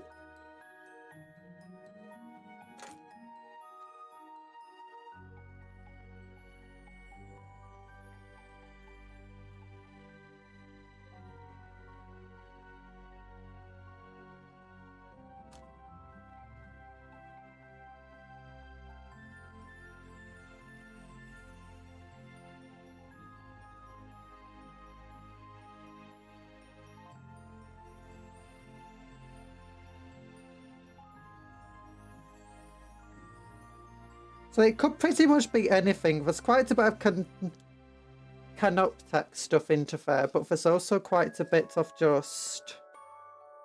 Like, there's significant points of Destroyers for 1,000 points.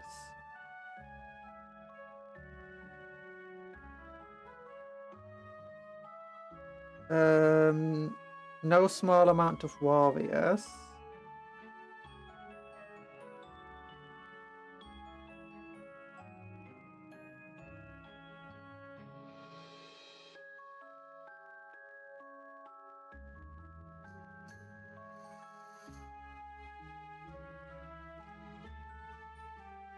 I also need to know what, like, our dynasty's opinion on everything is. Like, do we hate everything? Or we the generic hate Lords of Necrons?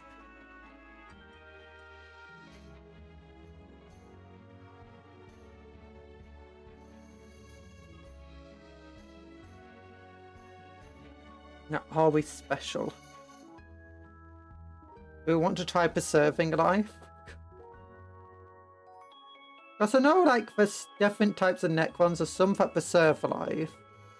There's some that want to destroy everything. There's some that are only interested in trying to preserve themselves. Not Necrons as a whole, just their own little dynasty.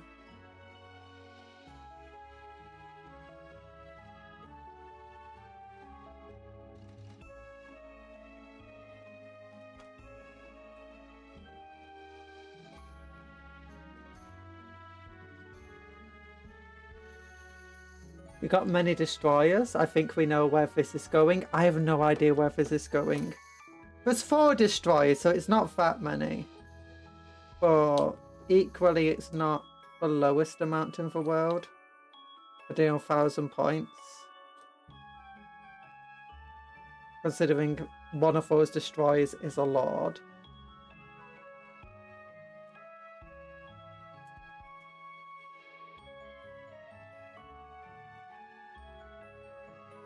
How does this even work? Okay, so this goes like...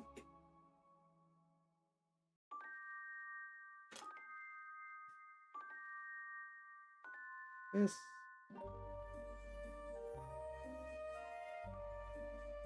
These two pieces go together like that. Okay. And this piece goes...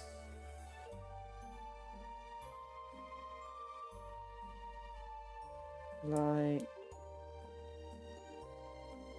that. There we go.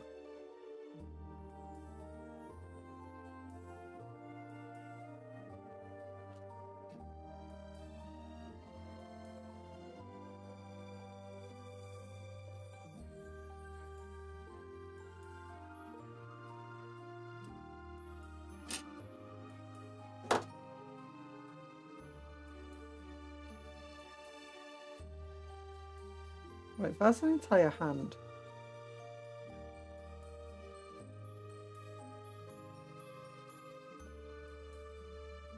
Oh no, it's half a hand, never mind. I can't count fingers. Okay, yeah, this model is super hard to pose. With how the parts go together.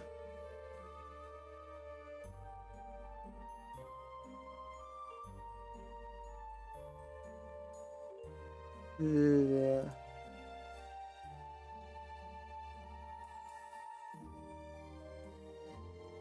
Not exactly a poseable one.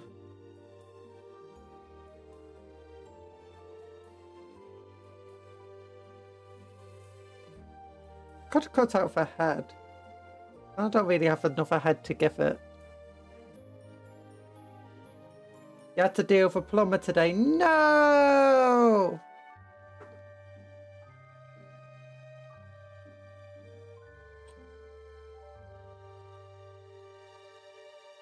Plumbers are scary.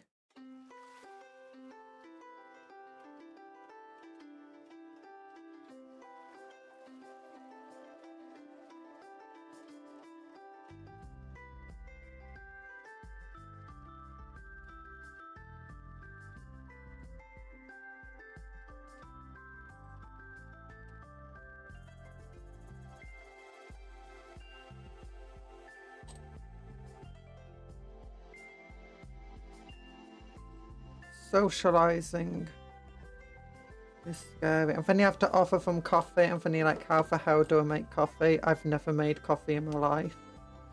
It's like, how do I make tea? I don't drink tea. I drink cola.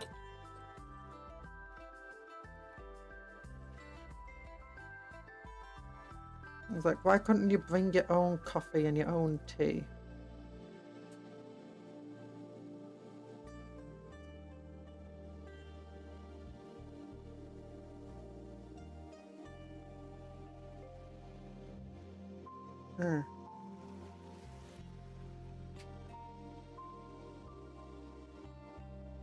Oh.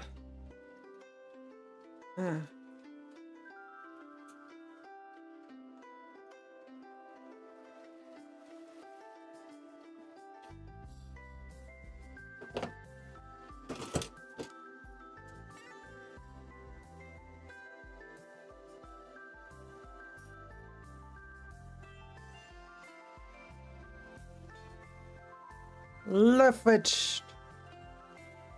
Get some leverage.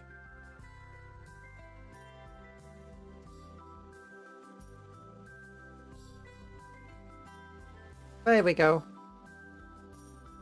He's on his base. Or she is. And I kind of damaged the base there. Pipe outside the house seems to be leaking, and I don't have the skills to do anything about it. Oh. Well, I hope they managed to fix it for you. Otherwise, helped come up with a way of fixing it.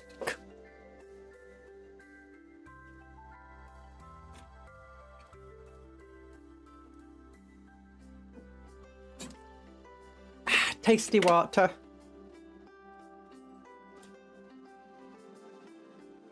Necron Overlord versus Captain. Versus Neophyte.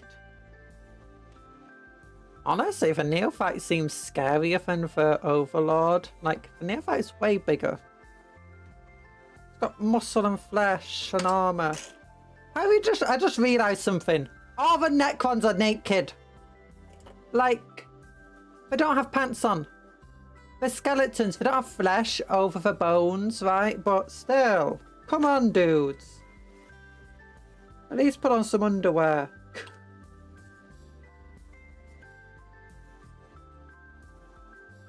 They're not even wearing armor. And it's like, yeah, you might be super tough, but what if you wore armor? Like over your tough skeleton? That could work even better. You know?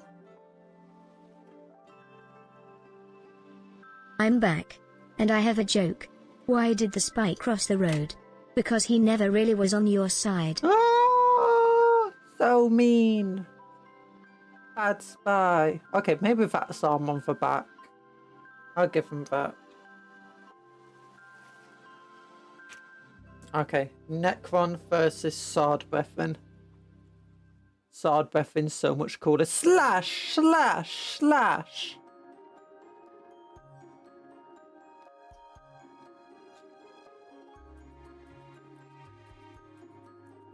Okay, versus Chaplain.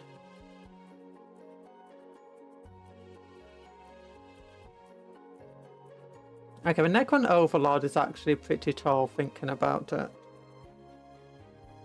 Like...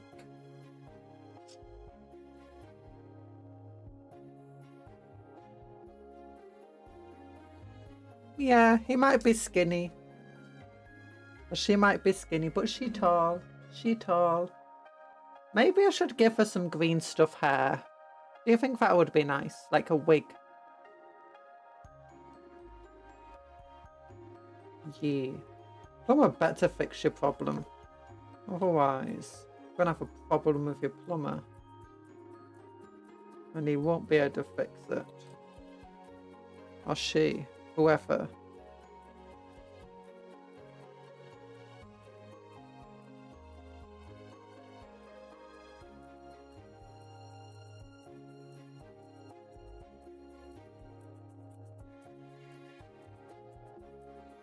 I'm trying to bite it closed.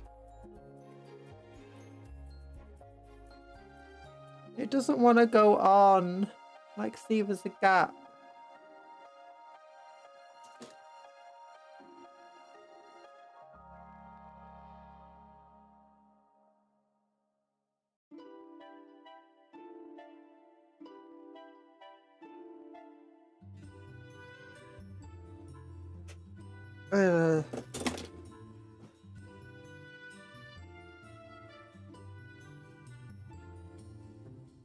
Crawling back up.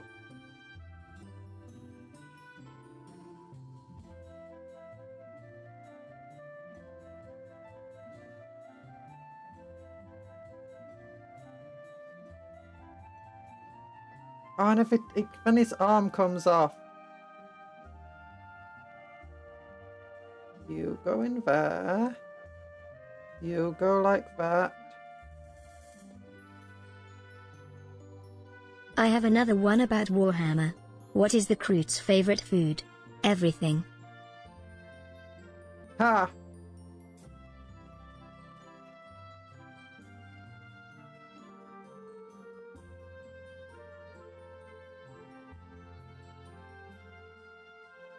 Okay, I'm wondering. Oh no, that's actually stuck on now. I'm wondering if maybe the base went in at the wrong angle, but now that's really stuck on. Oh goodness.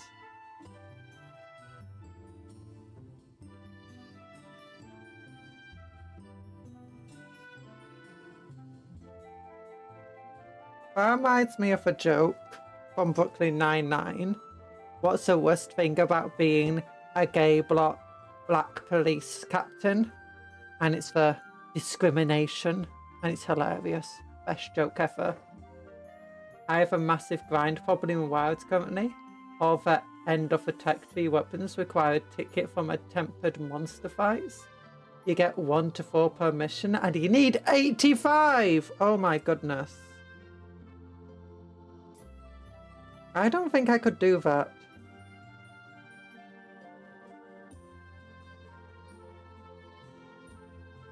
I do not have the patience for grinding.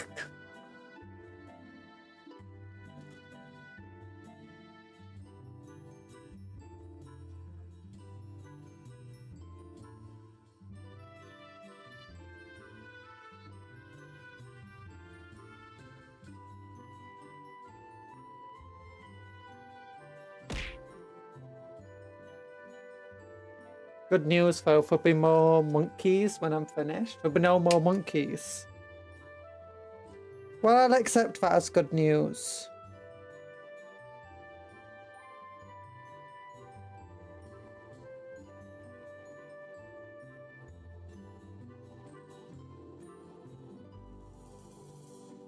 Monkeys are the worst.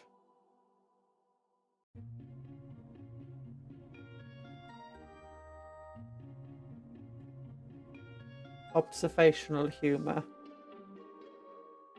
Currently extinctive population of Angolas, which with a giant shotgun. Nice! They're a big old monkey monster.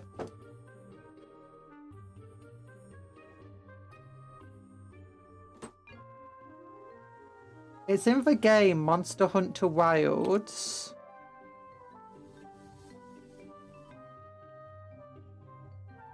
And Gongolas are a big old monkey monster that's really, really, really horrible and evil and no one likes them. Especially people named Cupcake Conjuror. No relation.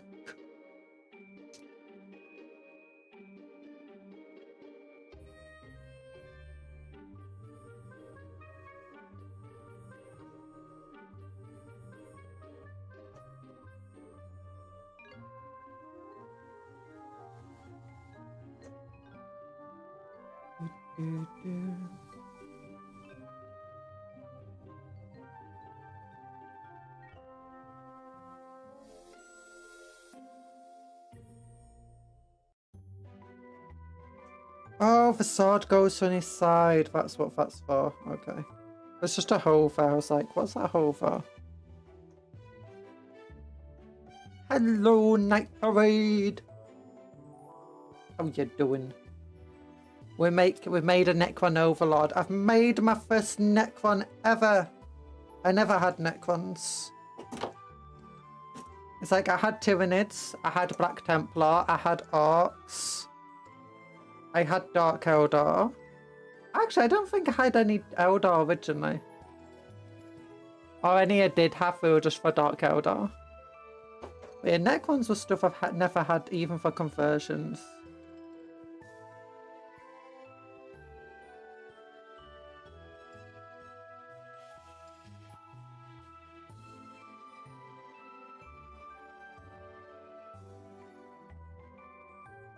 Let's cut off these sides of the arms.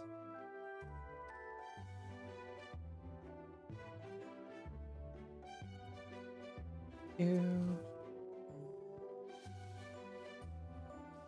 do like this arm with this Volkite pistol. It is very nice. Finished work for the day. Yay! For no crons. We're trying to come up with ideas for this dynasty. Like, is it a destroyer dynasty? Is it a corrupted awakening dynasty? Is it a dynasty that got destroyed before it awoke? Or shortly after awakening? Do they want to preserve life? Do they want to destroy life?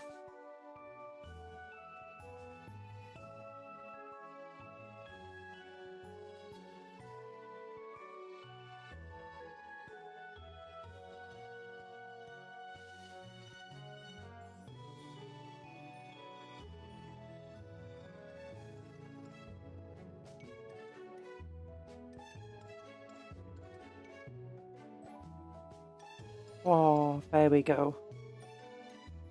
Which, at the moment, is going to have a Canoptec Stoomstalker, Canoptec, 2 units of 3 Canoptec Scarabs, a Canoptec Reanimator, then 2 units of...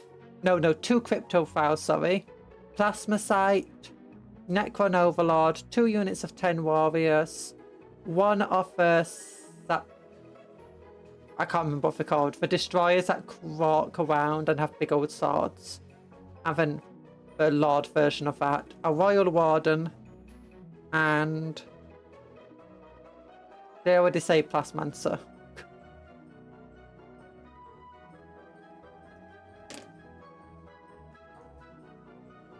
Oh, I could trim this so his arm's more like that. It's like, oh.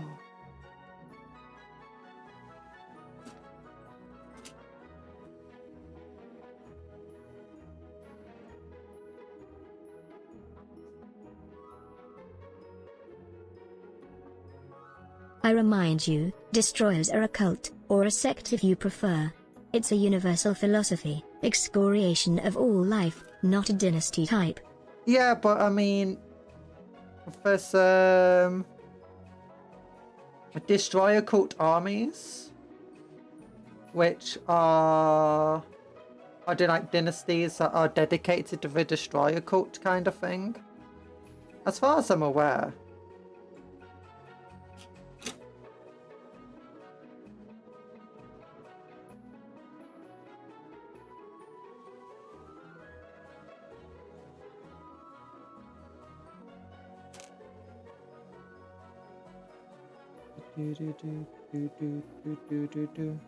I could replace this arm.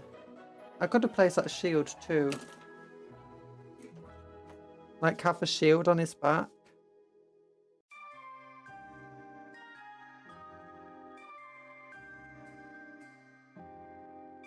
The shield isn't attached to the arm, so we could just put it like on the back like this, with the sword at the side. Have him shooting his pistol off.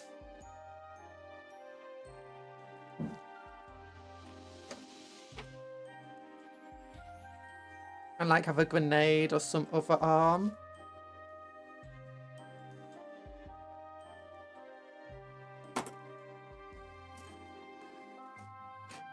Where's that other head? He is got Primaris head.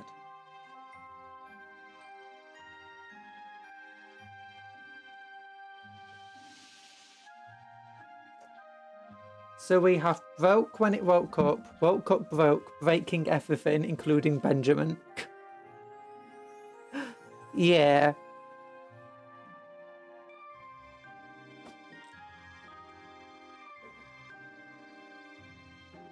And also would dictate what other models they get in the future. Like, should I go for more destroyer models? Should I go for more Canoptec models?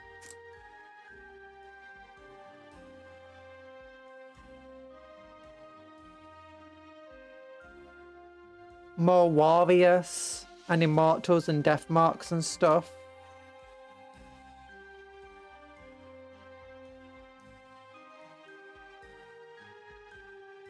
Okay, I'm gonna look for some cool arms now.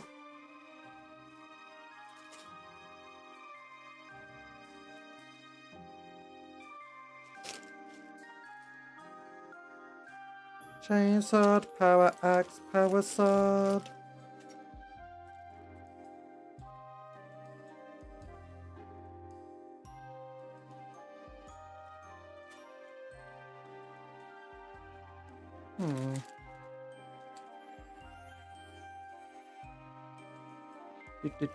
Ooh.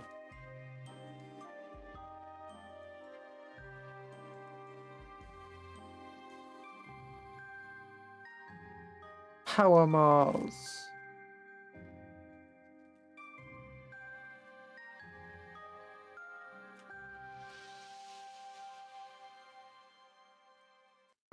Oh, what's this arm doing?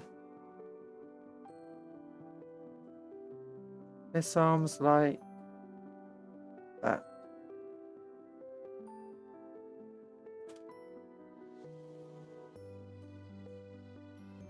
oh, could be holding to his head. No, their arm's too weirdly positioned to be going to his head.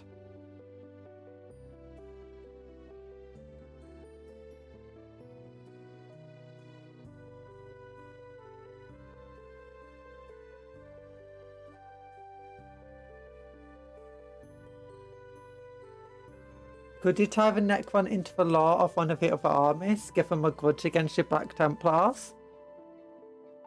Potentially. Or we could even have them like be on the side of the Templars, kind of. Like maybe the Black Templars are the ones that originally destroyed the Tomb World and now they're hunting down Black Templars. Or maybe the Tyranids High Fleet destroyed the Tomb World, or like the Gene Stealer cult. Or maybe the Photons are the ones that won't come up originally. Because my law currently for the current armies we've got going on, and the other armies I knew I was going to be getting is... So Black Templar started a crusade in this kind of forgotten area of the galaxy. And they instantly started just like massively trying to expand. Hi! Photon have never done anything wrong. I didn't say they did anything wrong. So in this forgotten area of the galaxy, they're building up very quickly, like they're building fortresses and worlds are liberated, but they also helped build up worlds are liberated. They uncovered a stash of weaponry and vehicles from the Great Crusade era that once belonged to the Imperial Firsts, and now they're utilising them for their crusade. But while they were crusading, a High Fleet tendril appeared. Well, not a tendril, a splinter fleet appeared from like the warp. A Tyranid ship that had once disappeared into a warp storm and had come back. Emphasis, they have woken up and, as all grumpy old men do, are telling the youngins to get off me lawn. Yes. Waking up sleepy skeleton man is very wrong. Aww. What about woman? What about sleepy skeleton woman? Oh my gosh. But... Oh yeah, on the path of their liberation world is a specific world where the Photon are currently having a mining operation alongside some human colonists who are not currently connected to the Imperium. But the mining group that the Photon was supporting ended up becoming a Gene Stealer cult. On top of that, something they're mining is very important. But no one really... And it could be a tomb world. The World Eaters appeared to grab hold of that important thing, but the World Eaters were being chased by the Night Lords. And there were already orcs on this world that during all the fighting have decided, you know what? They want to get involved over on a nearby world. I'm not sure. So with a mining operation being a thing, that's... Oh yeah, and the Eldar were currently hunting down the Tyranids, because we got Corsair Eldar, and all of them were like people who have suffered under the Tyranids. And they're currently hunting this ship and this splinter fleet. And they're kind of supporting the Templar, not really supporting them, but both are working against the Tyranids and kind of uneasy alliance.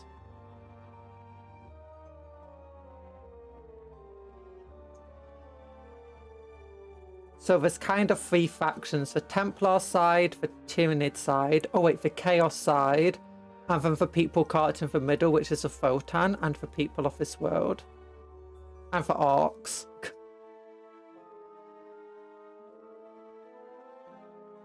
So anyway, that's one arm that could be good here. Could go for Chainsword arm. I mean, I could actually cut off the scabbard, cut off the power sword and just keep the scabbard. Sexism in the Necron community.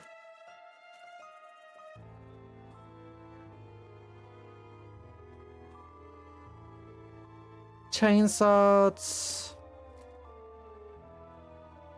Of that bolt pistol's the wrong arm. Ooh, what's this one?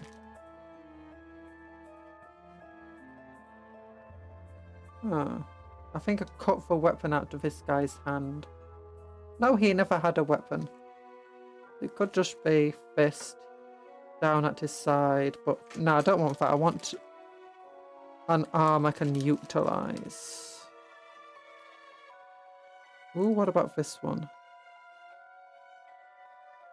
He's holding onto a rocket.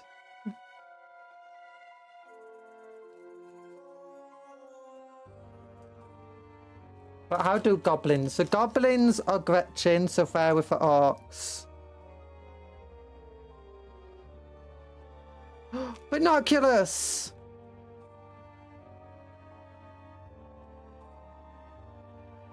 It's a Phobos arm. Or is it Phobos? I think it's Horus Heresy arm, actually.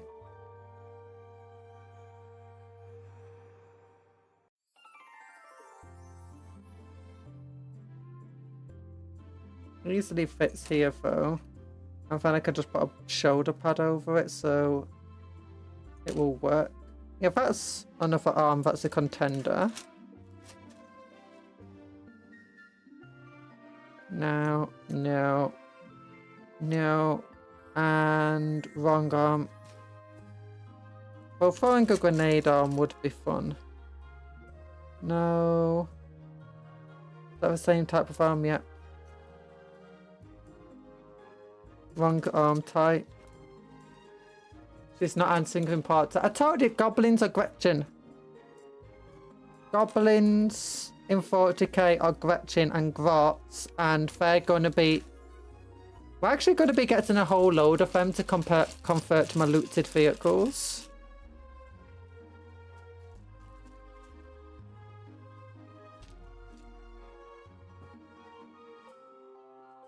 No. No. No. No. All wrong side. That's the same type of arm again. That's the wrong side. Oh wait, is it wrong side? It's not the wrong side. That's the correct side. Okay, put it to one side. Oh, do these flamer weapons fit there? They do. Ooh, there might be some bolt pistols as well. Yeah.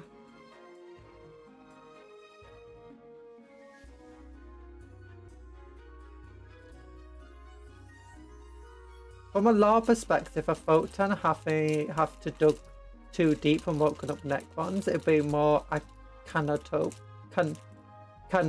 response, but destroyers are so fun, and apparently the flayed ones are buffed by that detachment. Oh.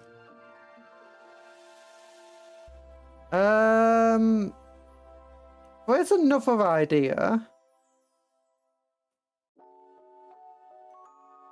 And that is... whatever the Photon are digging deep for, and whatever the World Eaters, because the World Eaters are led by Demon Prince, and the Demon Prince was like given a job by Khorne, like given a vision. And the Tyranids also seem to be very interested in whatever's deep down on this planet. Is they didn't wake up Necrons, but an ancient Necron artifact is down there. And perhaps the Necrons have come for that artifact.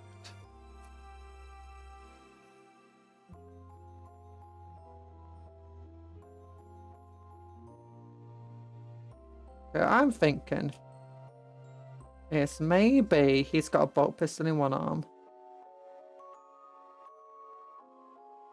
And it connects to here, like that. So shoot. Oh! Oh my goodness! Do.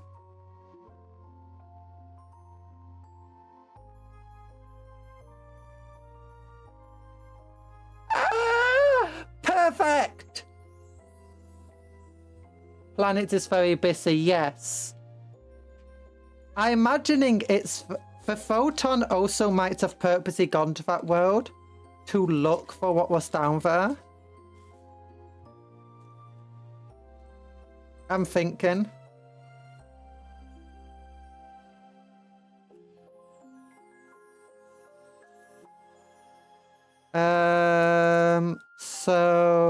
why would they? Yeah, because the photon, the story behind him is it's Torpo's excellent, successful mining corporation. And he exists outside of the general leagues. He's one of those, the leagues that are, trading with other people. And, supporting potentially others. And his mining company has been going from world to world. It seems to be worlds that were once belonged to humans. Like ancient humans. And I've seen lots of tectonic activity. Doing mining operations and stuff. And they all seem to have a limited success, but the ancestor cause keeps somehow supporting him in his actions and giving him more kin. But no one is really sure why. And everyone thinks he's just tricking the ancestor cause somehow. But it's only a small operation, mind you. Or maybe it's not even the ancestor cause who are giving him support. Maybe it's just some other people. And pretending it's just the cause. Something like that. I'm still trying to pin down the law. I'm still reading up on Photon and trying to figure out what would be a good law for it.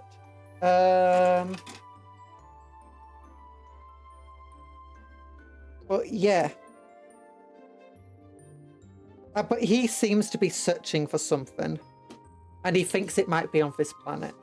Or at least that's the theory. No one's really quite sure what he's trying to do except Torpo himself.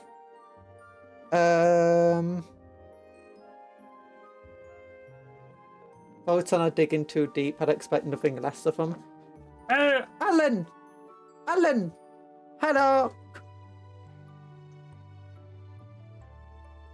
How you doing? Hi.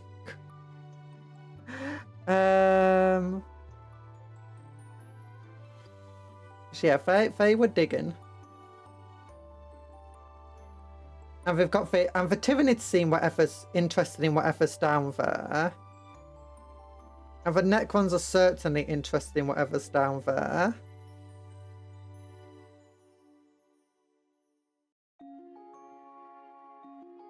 But maybe the Necron... No, Tyrannid's are interested in, the Photon are interested in what's down there.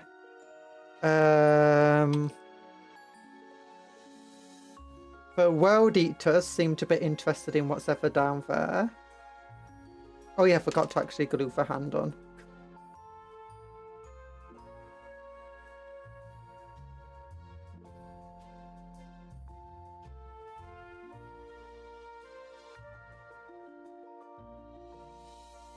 And maybe it's not Necrons who originally...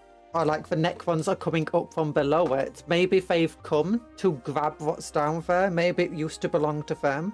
Maybe it's something that they were protecting. Or maybe it's something that Necrons were protecting originally. Their dynasty was tasked with protecting this ancient thing that might not even...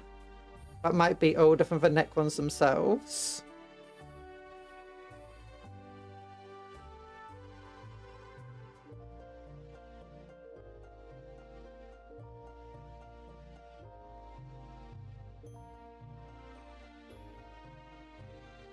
Need another shoulder pad. Shoulder pad, shoulder pad, shoulder pad, shoulder pad. Come out here. You're not shoulder pads. You are, but for not correct ones. Not correct ones. I had shoulder pads earlier. Oh yeah, I forgot I had a bunch of cool arms here too.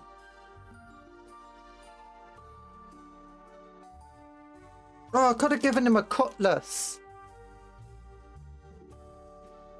I'll have to show you the cutlass.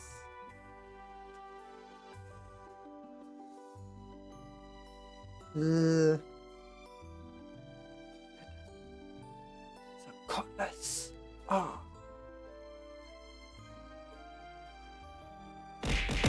Ow, ow, ow, ow, ow, ow, ow, ow, ow. Oh no, heads just went everywhere.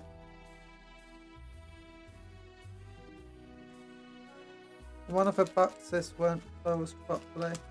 One of the packs, sorry.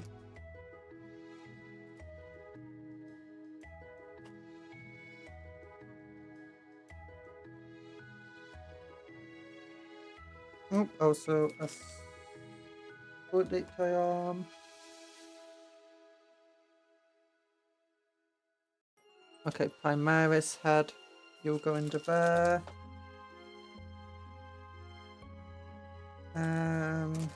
You go into... Hi, iOS! I was randomly scrolling and now I'm here. I'm immediately interested. Oh, we're building the Indomitus box set. For Warhammer Indomitus, which was the 9th edition, like, starter set thing. I managed to get hold of one for a really good price. Although customs did make that price a little less good.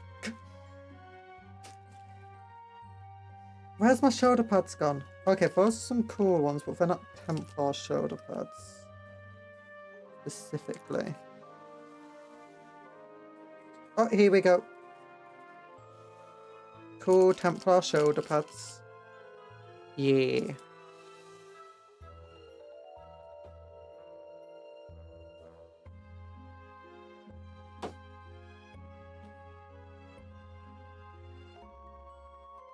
Been making any progress? Yes, we've made this dude.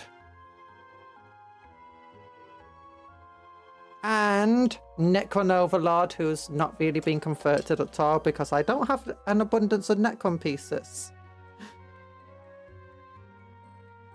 Where I do have an abundance of Space Marine and Templar bits. Okay. Great glue. It immediately stuck. Oh gosh, okay, just glue all around there. Ooh, Indomitus sounds like a good time. It is. It's a box set full of Necrons and Space Marines. The generic Space Marines. What are we converting from? Okay, you go onto the back of there.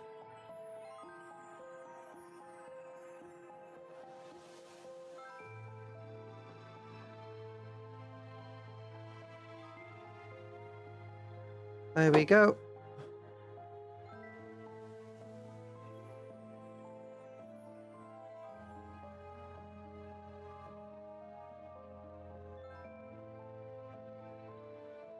Ooh, there's a bit of sprue here that needs to go on. There we go. Maybe.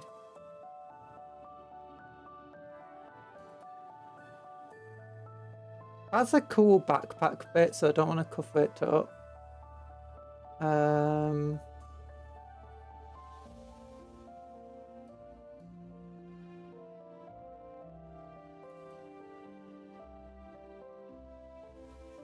at least not fully. I also got to remember the security seal was hanging off this. Got to make it make sense. No, it doesn't have to make too much sense. He's moving.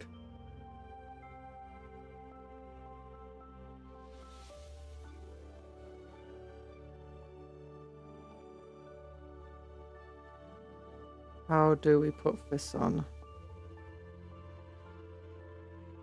That works for me.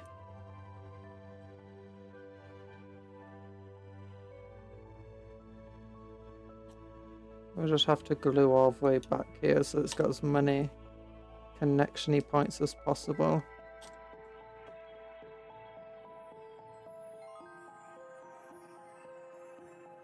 I just broke the shoulder pad off again.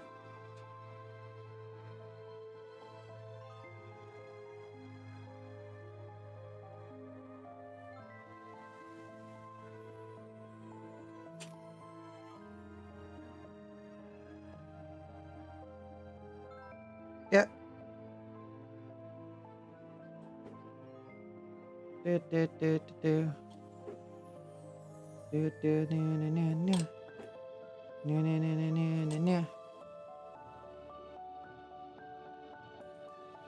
And then... Oh no! Breaking off. Ugh. Ugh. There we go. Okay, that's on there. You get back on here.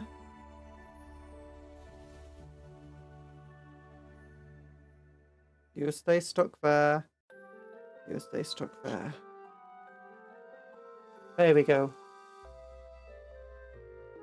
And maybe it shouldn't stick like that. Maybe it should stick more like that. You know?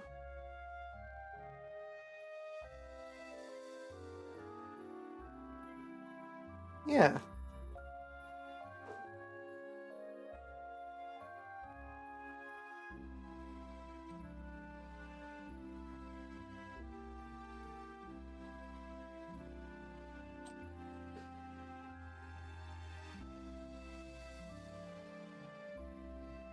There we go. And where's the head? Here it is. Is this the scene where the guy goes, I'm not surrounded? Oh no, that just sounds like a target-rich environment.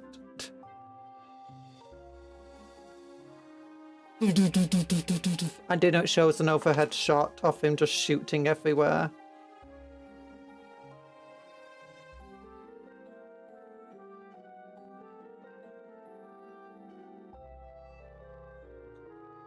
Like...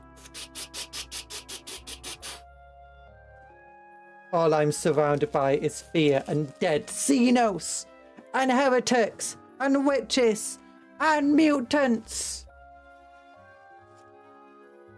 and jambalaya. Jambalaya? Why did I say jambalaya? What is jambalaya?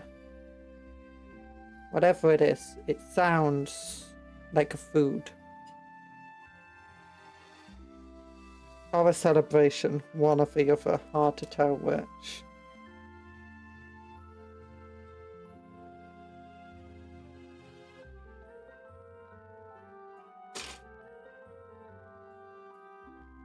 Fellas, we're going into a target-rich environment.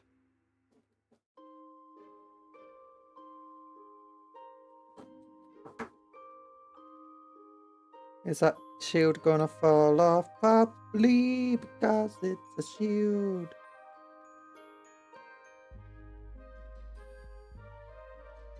I like how, because he's got the relic shield, and he comes with 3 blade guard and a blade guard agent, this is like a blade guard lieutenant, and he's just like, he knows what the ultimate weapon of war is. It's not a sword or a shield, it's guns, and lots of them. Did you know, Black Templar, these guys get 2 pistol attacks per turn? Because they have a heavy bolt pistol and a normal bolt pistol.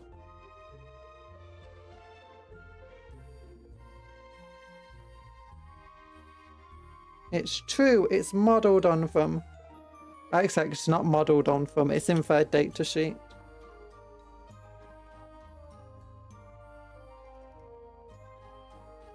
Jambalaya is 1-pot rice dish with meat, veggies and fairies. Oh!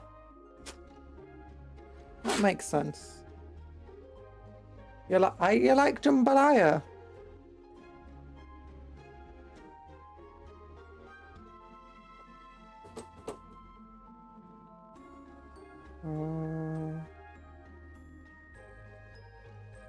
I don't think I've ever had it. Rice wasn't really a big thing in my family. Or if we did, it was something like Uncle's Ben's rice, not, you know, white rice with something.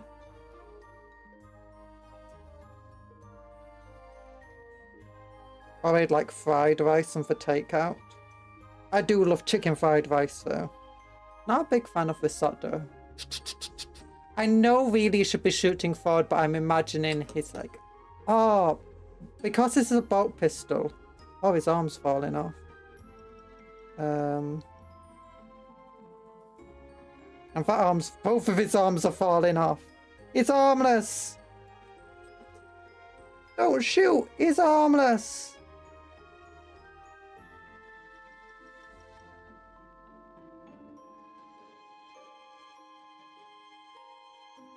Harmless. What type of weapon is that?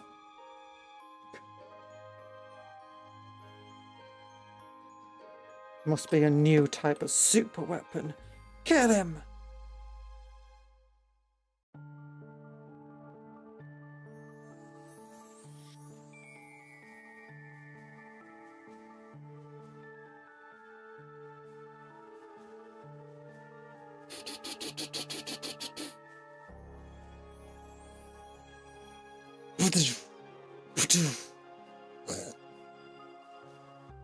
Now I know what he's doing. This guy teleports around, right? So he shoots him, he teleports, immediately gets shot in the face. Oh my, that was a really fun battle in Mechanicus doing fighting that Lord, and every time we hit something, one of those guys with the swords appeared and teleported in.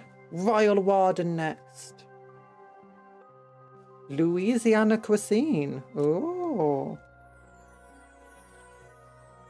Went to Louisiana recently. It's super tasty. Some made it with shrimp. Ooh. I'm not a big fan of shrimp. Or prawns.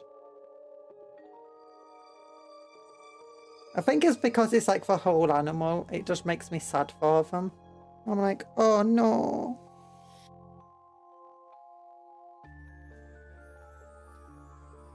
Disgusting.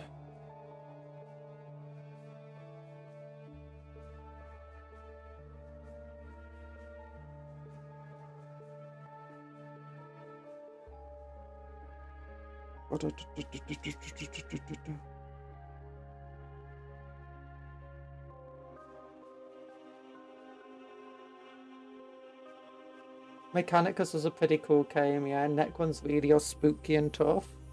Kinda. Not a big fan of shrimp, or shrimp not a big fan of you?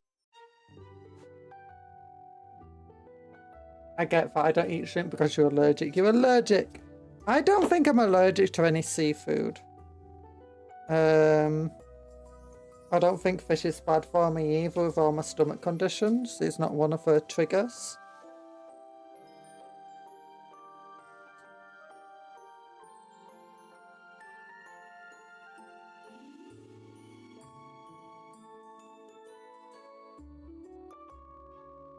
Oh, we almost cut that off, but that's actually part of the piece. It's not part of the sprue. I think. It's hard to tell sometimes.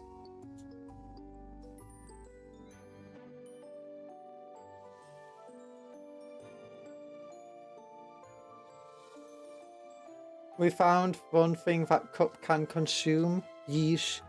I can eat most meats without any issue. In fact, I say most meats. I only say most because I've not heard of one I can't have.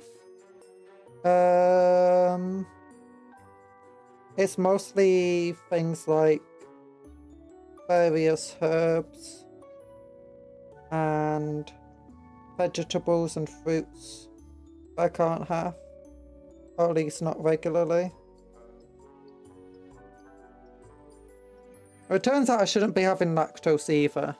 Not lactose intolerant, I'm fiber intolerant, and lactose has fiber in it.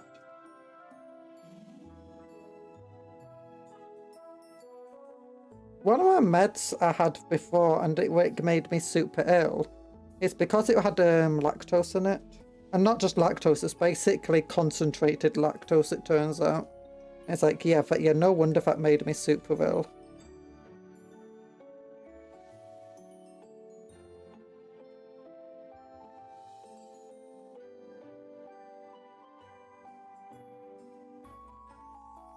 The more I hear, the more I think you're just an obligated carnivore. I mean, I do have lots of genetic things that a carnivores have. Carnivores are typically long-sighted. Herbivores are typically short-sighted. As far as I'm aware, and I'm long-sighted, like really heavily long-sighted. Like, my glasses are ones I have to wear like 24/7. If I'm awake, I'm wearing them. I'm incredibly thick as well. And I've had them ever since I was a kid. But yeah, usually people who are long-sighted, they only need reading glasses. They don't need them all the time. But I wouldn't be able to function well without getting constant migraines. Oh yeah, I have to have mine. Actually, I don't think it is anymore because the technology's gotten a bit better. But it used to have to be on the... I had to get glasses with the most thinness that they could put on it, because otherwise it'd be too thick for any of the lenses, for any of the frames. And, you know, it'd be crushing my eye, effectively. So I had to be on max thinness. And it's like, okay. That's not very fun. Where's the head?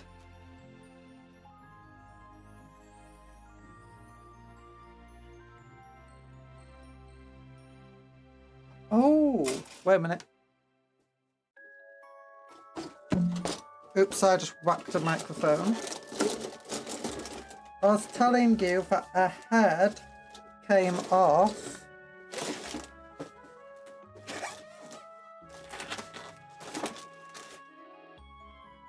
one of the sprues. I think it's this one.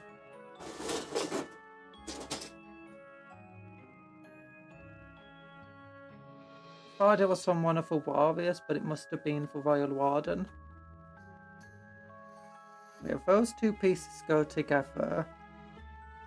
This goes on the front like this.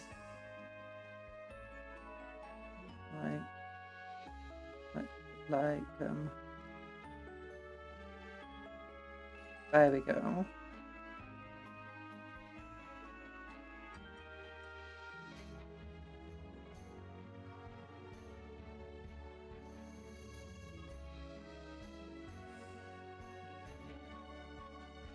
This goes here.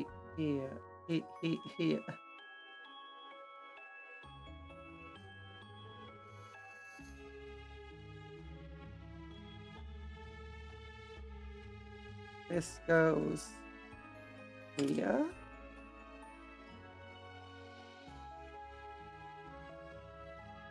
That's a guess.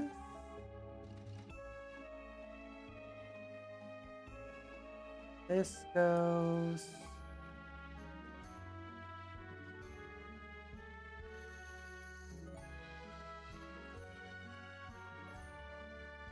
Oh gosh.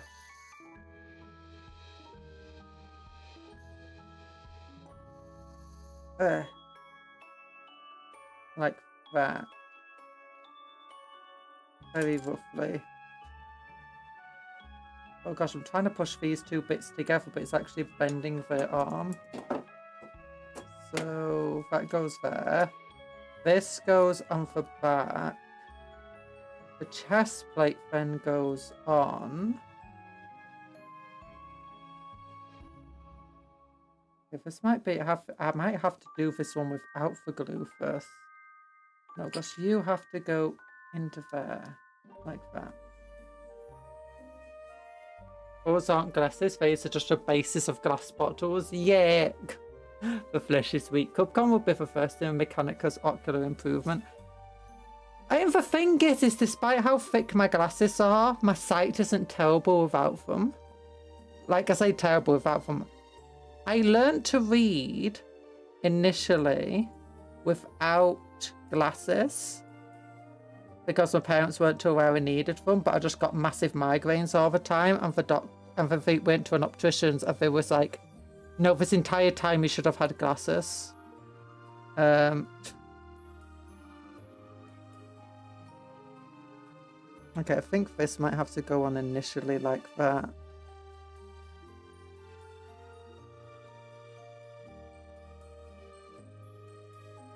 And it's like, oh gosh.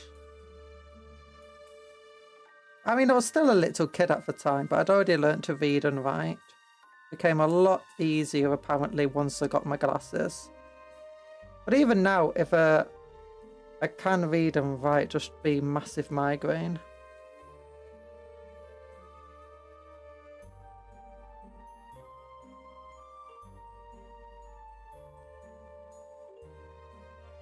Oh, it's got some mist. Ugh.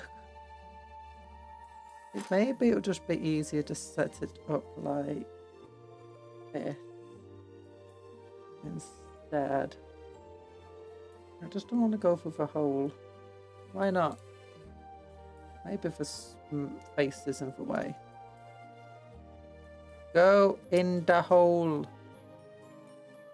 Okay, face wasn't in the way. You learnt to read? When did that happen? I've watched you read, heavy quotation marks there, chat. I'm picking up dyslexia passively here.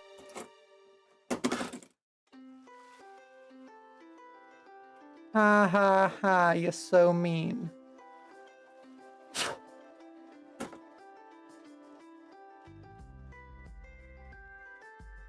Okay, come on. Just go in the hole. Okay, it's in. Just get it through. It's very clearly meant to go through. More than that.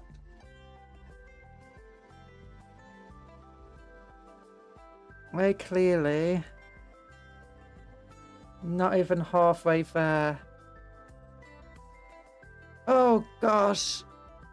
The hole's too small. Oh no. There we go. Might have damaged the back spikes there though. Okay, then you can just go through there like that. Nice.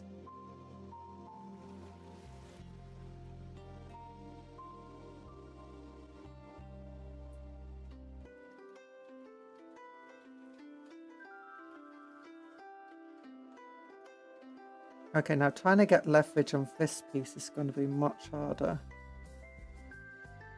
Oh no, I just pushed it back out.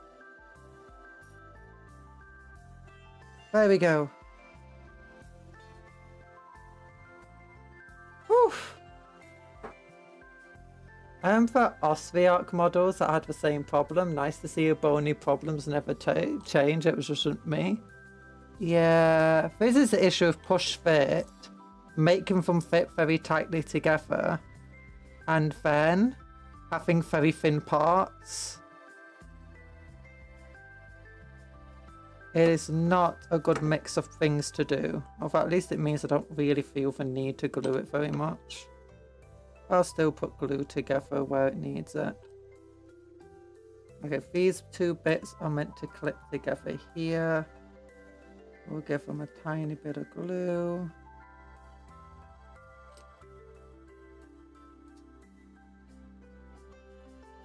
Because sometimes the bits that, you know, you really struggle putting together and you think, okay, that will never come apart. Yeah, they come apart.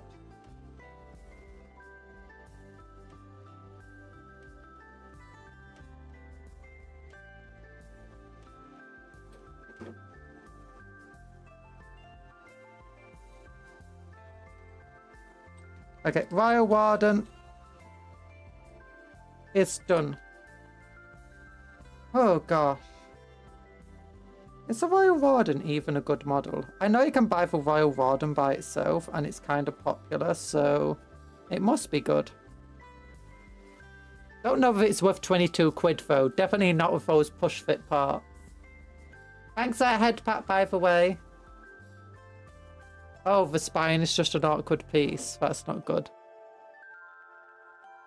Okay, there we go, though. Royal Warden, done. Yeah, Royal Warden is significantly smaller than the Overlord. Still taller than a Space Marine, though.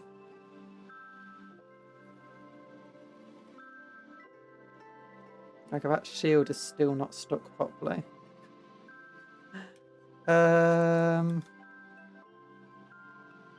Oh, maybe it's not that significant. No, I know it's not short. It actually might be slightly taller.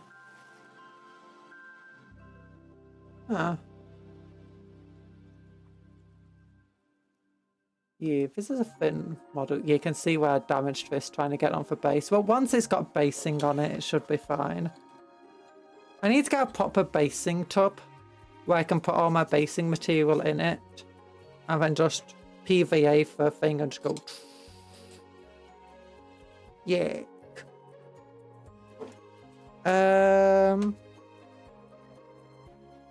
Let's cut these 2 bits off. Oh, my delivery's here. Just give me a moment. BRB.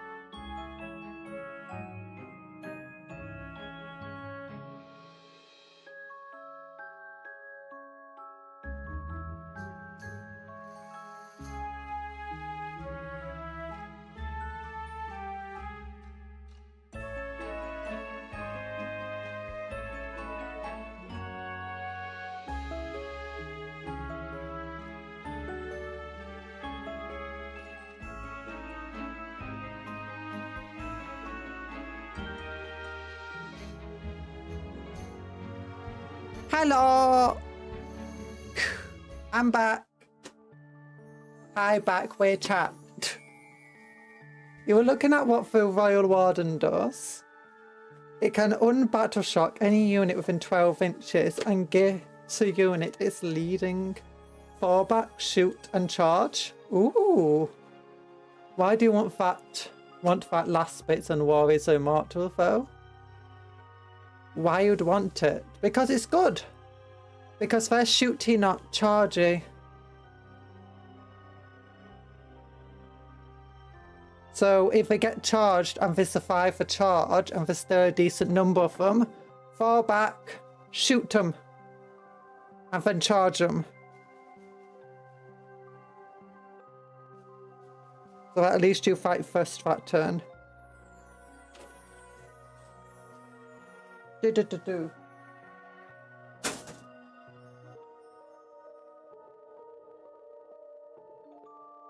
Yeah, if there weren't any other spare bits. No. So we got Shooty McShooty over here, who is a lieutenant with... Oh yeah, and he, in the army list I've got for him, he comes out for front of a Crusader with a squad of Blade Guard. So it just opens up and he's just coming out going, do, do, do, do, do, do, do. Get down. And then he comes out from behind it. Oh, actually, wait a minute. Those two together.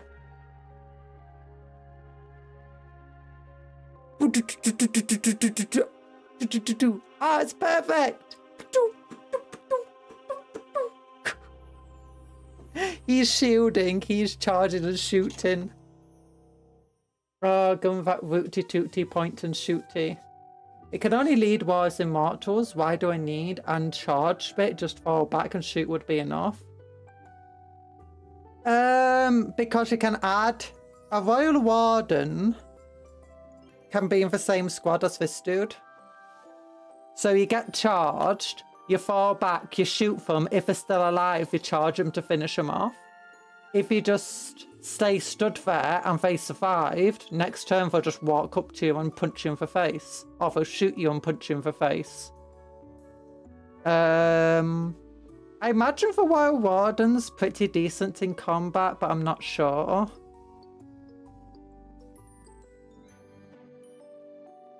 I mean, we can actually check. I got new recruit. What have we got over here? Oh yeah, don't forget to like the stream, by the way. Every like on this stream is another prayer to the Catan. So that they may one day break the shack. Oh, look at that giant joy toy. Oh, look at them. Oh yeah, by the way, there's like a bunch of lore about the new Raven Guard chapter master here. Sean's adventures of combat. Look at that. Oh, look at that. That's a cool picture, though. I really like that picture. You don't usually get very bright art like this. And I like how much it contrasts the Imperium and the darkness rising from the Imperium on all their war And like for Tau with all the shininess and for Blue Sky of Hope. Can't see that it can lead a unit with another leader. Necron Warriors allow you to have 2 leaders attached, I believe.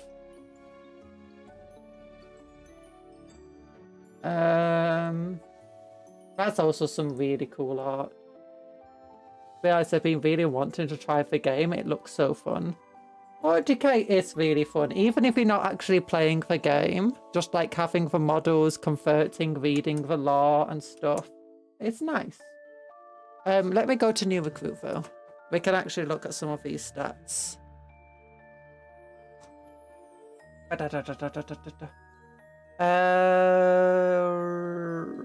Faction Dynasty, here we go.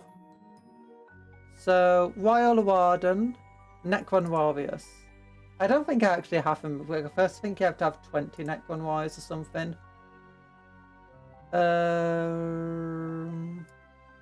Is it? Oh, maybe it's not Necron Warriors. Is it something else that allows you to have 2 of them together? I swear there's a thing where you can have 2 leaders together for 1 unit.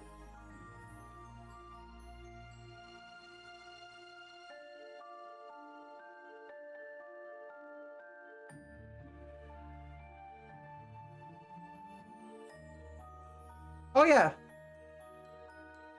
No, that's just command protocols where character model is leading it. Or maybe I am wrong. I thought the Royal Warden could join another unit.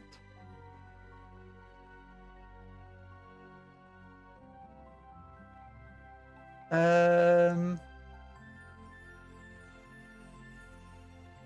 I just thinking about these guys?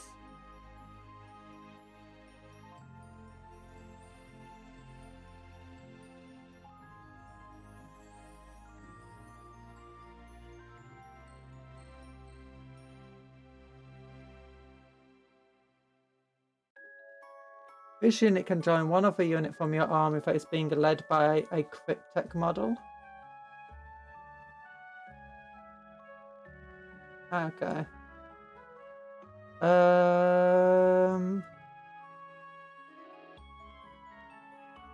Was it the Immortals? I thought it was. Maybe I read too many of these things. Maybe I'm just getting things mixed up in my head.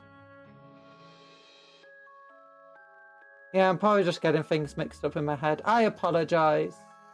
I'm being silly. And what about the Royal Warden?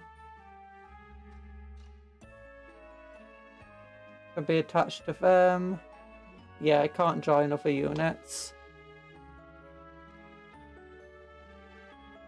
Already read a bunch of the lore books. Infinite of the Divine, as my friend calls it, Toxic Cold Robot Man Yowie. Yeah. Okay, how good are they in combat? It gets forced and 5 attacks, so let's say it gets charged by orcs. It could actually fight against orcs pretty well.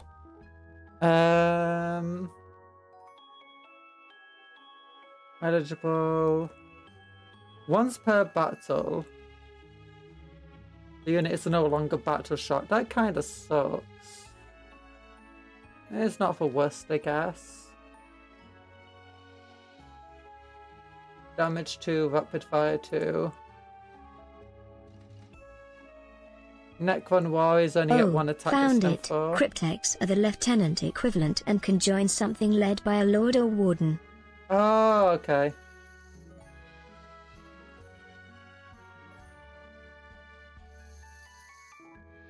Invulnerable save, my will be done. Oh yeah, he has stealth.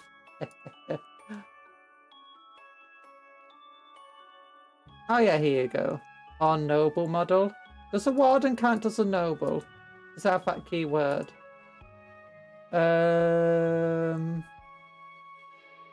No, it doesn't have the keyword noble.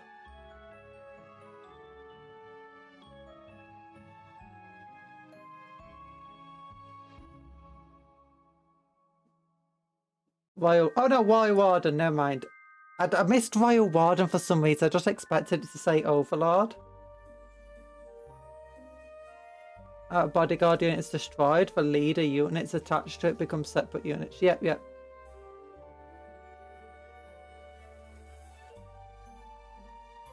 In your shooting phase, select one enemy unit within 18 inches and visible to this model, and roll 4d6. For each 4+, that enemy unit suffers 1 mortal wound. Wow.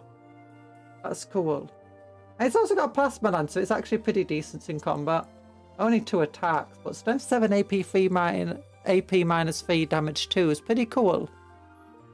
This also gets really cool shooty attack.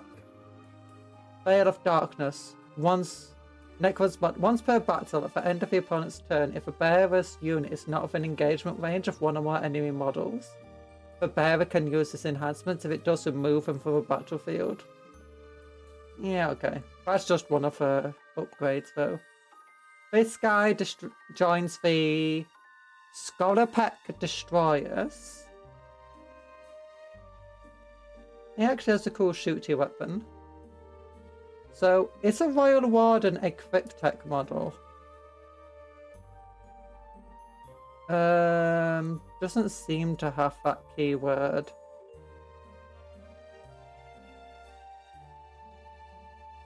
Oh, Plasmancer, sorry. Cryptek, yeah, Plasmancer is a Cryptek. Okay, so I can add the Crypto Vowels to the Plasmancer unit, and I can have the Royal Warden in the same unit. So I can have 10 warriors with a Plasmancer, a Royal Warden, and with the Cryptophiles. As this unit can join one other unit that is being led by a Cryptek model. If it does, until the end phase, every model in fact this unit counts as being part of that bodyguard. Yeah. And they get 4 attacks at strength 5, AP minus 1, damage 1. The Cryptek model has 4+ feel no pain. Each time a Cryptek model is destroyed by a melee attack, if that model has not fought this phase, roll a d6 on the 2+, they can still attack.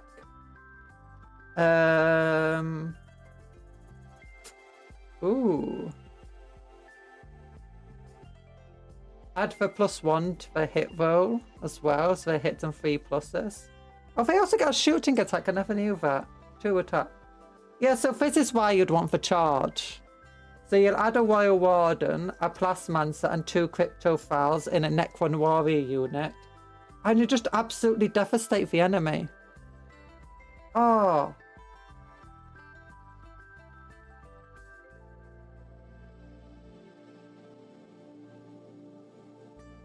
That's cool. Actually, now I've been drawn into the Horus Heresy, my poor wallet weeps.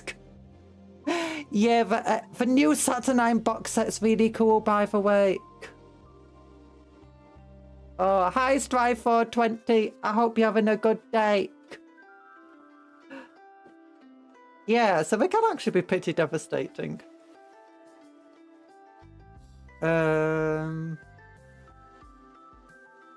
Maybe I wouldn't want Veil of Darkness on his unit then. I'd want something else. Like Basil Subjugator. What the heck is that? Well, if defending Necron's unit is within excluding character units. Oh, that's why I didn't give it to him, because like every single army in my... There's only 2 units in the army that doesn't have characters in it. These guys have characters in it. These 2 each have characters in them. The Scarab Storms of a Doomstalker Stone. Okay. But what does it do? It says each time a model in that unit makes an attack, add 1 to the hit roll. Okay, that's why it's not characters, because you already get +1 for the characters. It wouldn't be so bad if GW bothered to reprint their books. Oh yeah, they don't do many reprints, do they? They sometimes do. You can always get the digital versions. I want to get the audiobooks, but everyone's like 35 quid and I don't want to subscribe to Audacity because it's Amazon.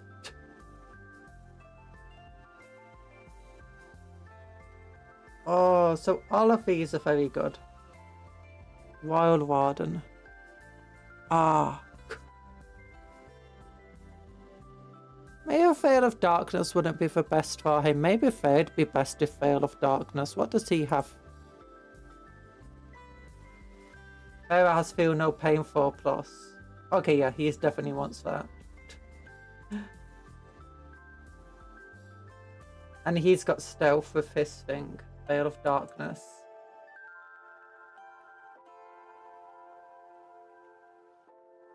Audacity is a blast of a past. Audible, yeah, I meant Audible. Sorry. Not Audacity. I got confused in my words. Audible. I actually still use Audacity. It's a really good program for like just recording your voice. If you just want to record your voice and nothing else, Audacity is good.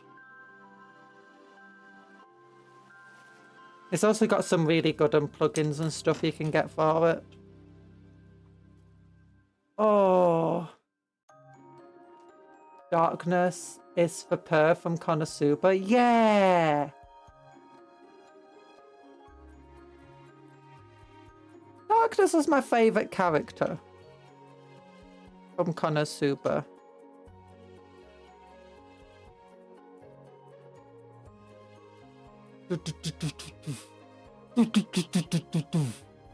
First season was good, second season was kind of okay, and then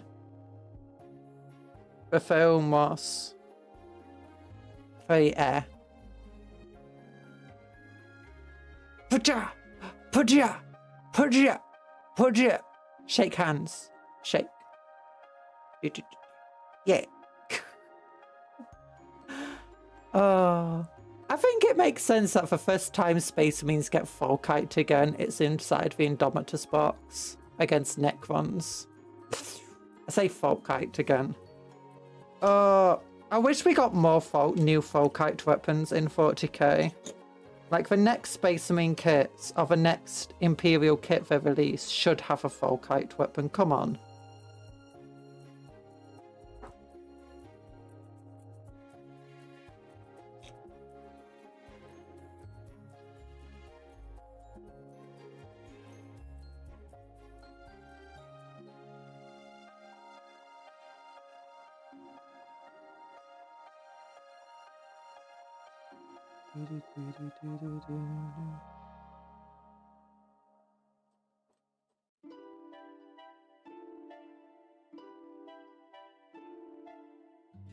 There we go.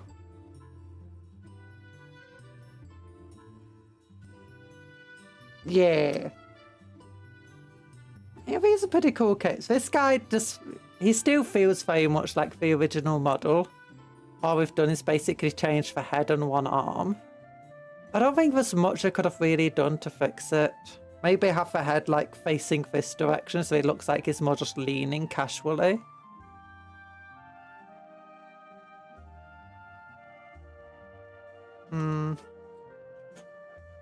This is a really nice kit though for a push fit model. You get so many options, 3 options for head, 2 options for a base. And if you take the big one, you've got 2 options of what's at the foot of him. You don't have to have a neck one. This kit, honestly, kind of terrible. I don't like how it fits together. This kit, pretty nice, but it's very monopose. Which, for a Lord character, I'd like more option to be able to move and pose it. Like, there's not any head options, there's no base options like it was with him. Also, these 2 bits did not want to go together very well.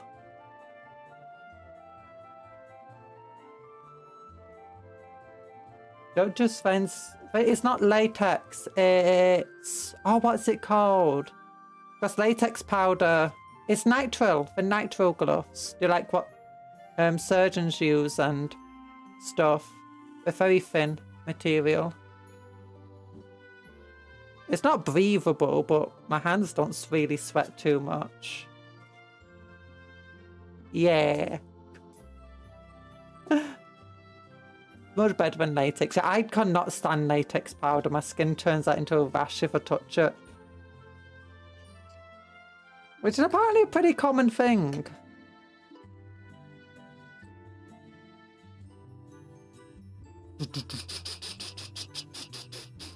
And it's probably due to eczema rather than an allergy, though.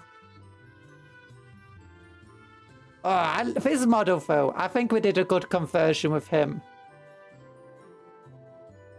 Yeah, I mean, the shield, maybe not. But, yeah. He definitely looks like a different model. He definitely feels like our own unique guy. I like when I'm building models to try and make them unique.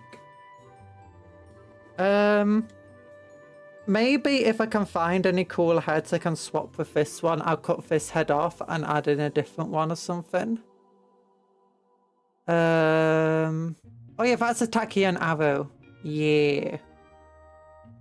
Which apparently, in the lore, there's apparently a book where a Necron with a Tachyon arrow, like, destroys a Titan or something, and it's absolutely insane.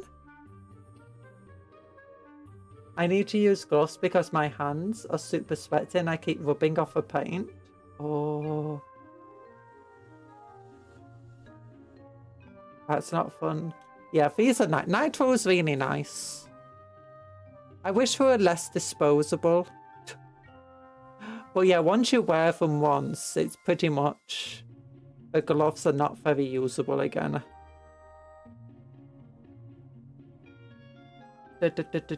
Oh. What else is there? There's still the Lord, there's still the Inquisitive, not the Inquisitive, the Chaplain model from this kit is really nice. I want to build him. I'll probably give him a different head, but I'm not sure, you know.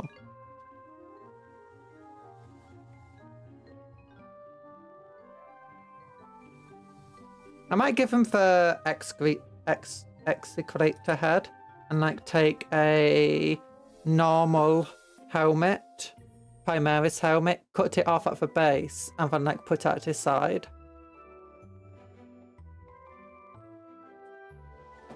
And I'll have to replace one of his arms with a power sword arm. I'll give him like a power sword like this, because he is meant to be an Execrator, not a chaplain for me. The other Judicia model, I'll probably build as the actual Judicia because I have one Judicia at the moment. Where is he? Let me get him.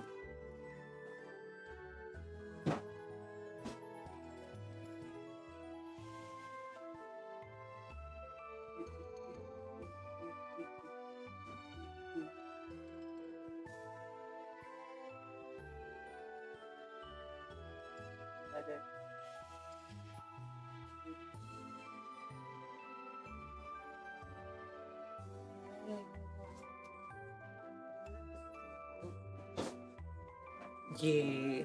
Here's a Judicia model I've got. Obviously this is a conversion. Using company hero model bits and Black Templar upgrade kit. And he uses that instead of doing another timepiece that the other Judicias have. Yeah. So I feel like I've already got my unique Judicia. Let's keep the other Judicia. I'll give him a helmet because I don't like him not having a helmet. Maybe I'll give him this helmet.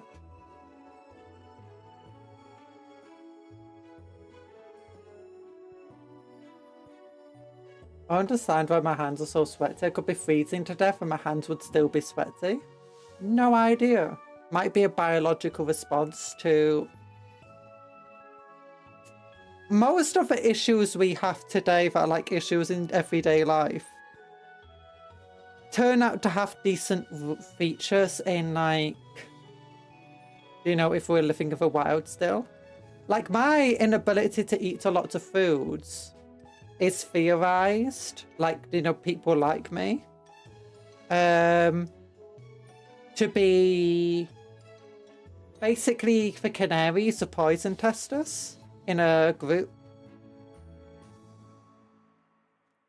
So we'd eat the food, immediately notice something's wrong with the food, and be like, nope, don't eat this, it's really bad, it's already making me ill. But we'll basically get ill before it has a chance to kill us. Because that's actually one of the great things about my stomach problem. I've got such a fast gut transit system, which is one of the reasons why fiber's really bad, because it tries to slow you down.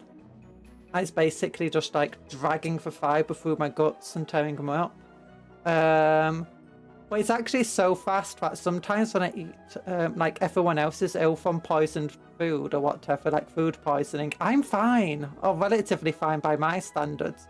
Either because, one, my general illness is worse than food poisoning, which might actually be the case, or two, because it went through my system too quickly for me to actually get the side effects of it. I mean, I still have a relatively bad time, but not as bad as like others would. Like I'd be like, oh, there's something wrong with that food, but then I'll just be fine.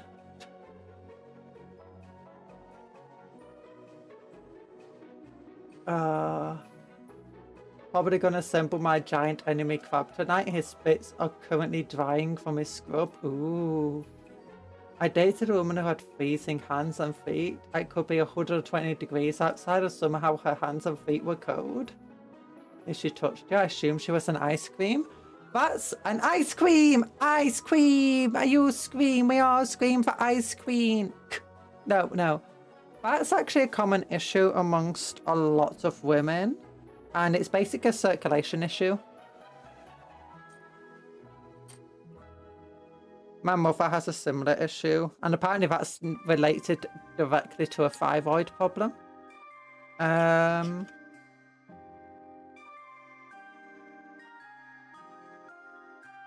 being said, I can also be very cold, but unlike my mother, I don't feel for cold. In terms of like, if other people touch me and be like, oh my gosh, you're freezing. And I'm like, I don't feel cold. I feel kind of warm, actually.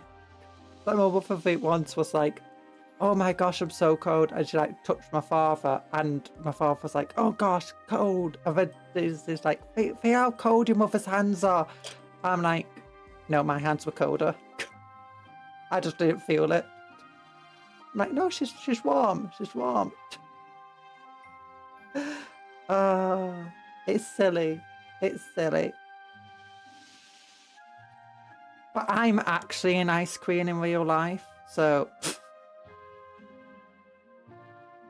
No. That's just me having a low body temperature. Although I am actually kind of boiling right now.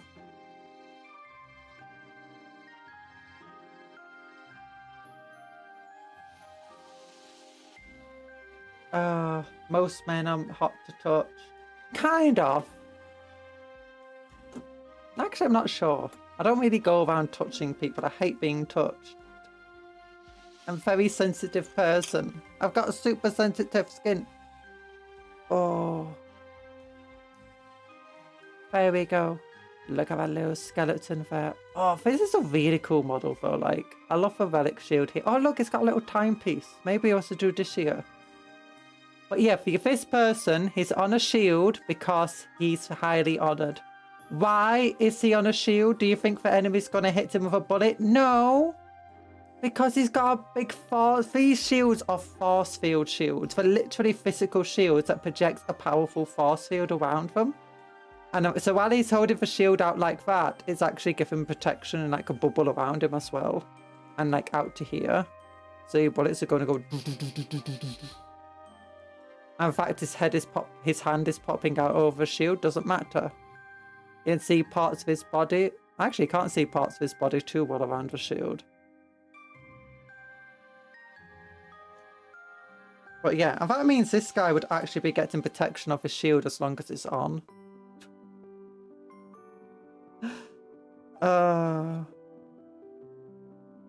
It depends. I think there's been multiple times in the lore where it's mentioned like these shields, they give like a very large power radius effect, so just standing near a blade guard or someone with a relic shield is enough to like defend you.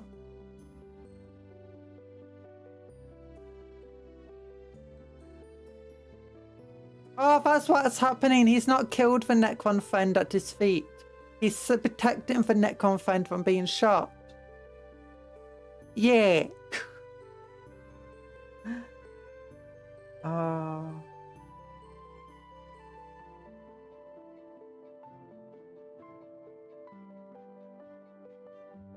I love Space Marines. I love Templar. I mean, Space Marines are kind of considered for boring faction, but I've also just got so much fun stuff going on. Necrons are apparently easy to paint. I'm probably going to go with... I think I'm going to try slapshot painting next time I do some proper painting, where I'm going to do dark grey, like the Scaveny grey, onto the Templars. It will still be relatively difficult, especially with models like this. But then I'm going to dry brush them with a Dawnstone grey, or maybe even a slightly lighter one like Administratum, or is it the other way around? But either way, I've got to then dry brush the entire model with that, then go over with contrast Black Templars. Actually, with the Black Templar ones, I'll probably go with Fenris Grey dry brush, or Rust Grey, and then contrast over the top of it with contrast Black Templars, and then because fits what these guys have, they have Fenris Grey, you know, edging and highlighting on them.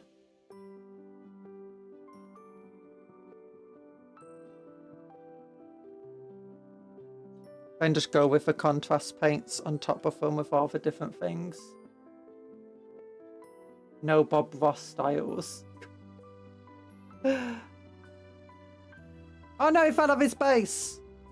It was just a happy little accident. We can now rebrush him.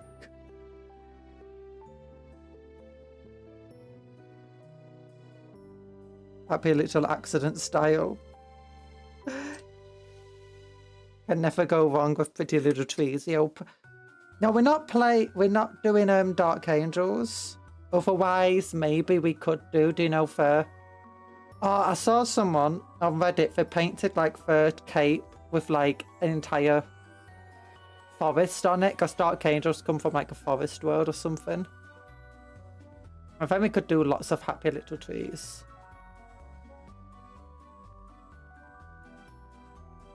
Do you know how I painted an entire forest once? I had to paint like a forest background for a character I drew. She was a dragon character, a dragon woman.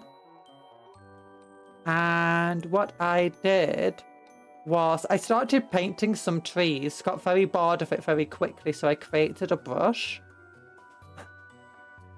that could just paint all the trees for me. And I just painted trees quickly with like this copy and paste brush going. I then painted a bunch of trees in front of those ones. And it works, like just do different colours of them and different shades, and then went over the overlays. It's like, yeah, that's a really nice looking forest. I did it in 5 minutes. Nice! Well, maybe a bit more. Maybe more like half an hour at the end.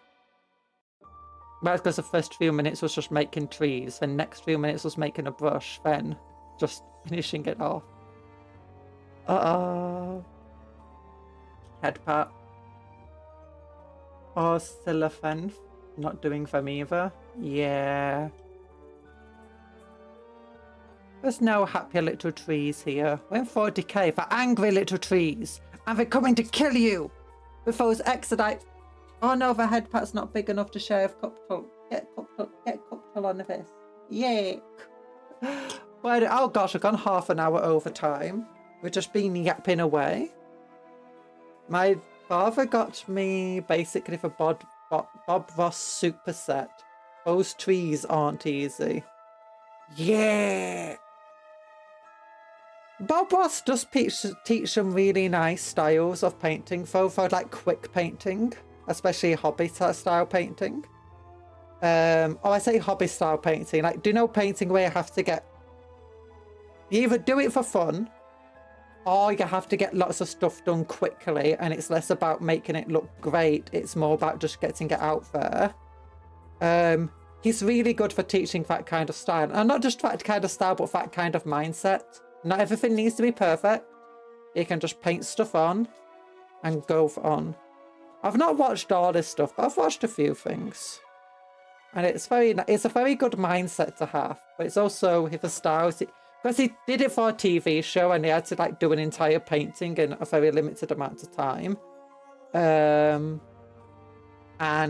like when I was doing mangaka work, you have to get a lot of painting done very quickly. It's like, I say a lot of painting, a lot of artwork done very quickly. And a lot of things is just getting it done. Doesn't have to look perfect, doesn't have to look great. If you made a mistake, most people aren't going to notice. You might notice, doesn't mean others are. If it's bad enough, your editor will tell you.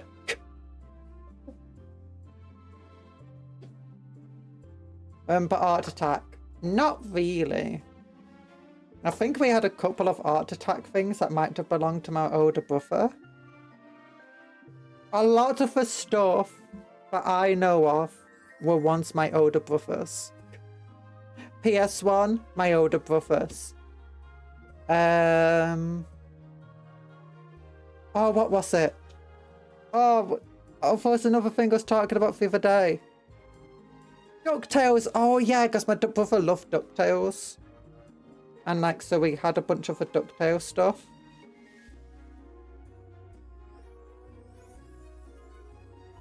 Oh, Modern DuckTales is actually really good. I recommend it. The 2017 one, I think it's from. Oh.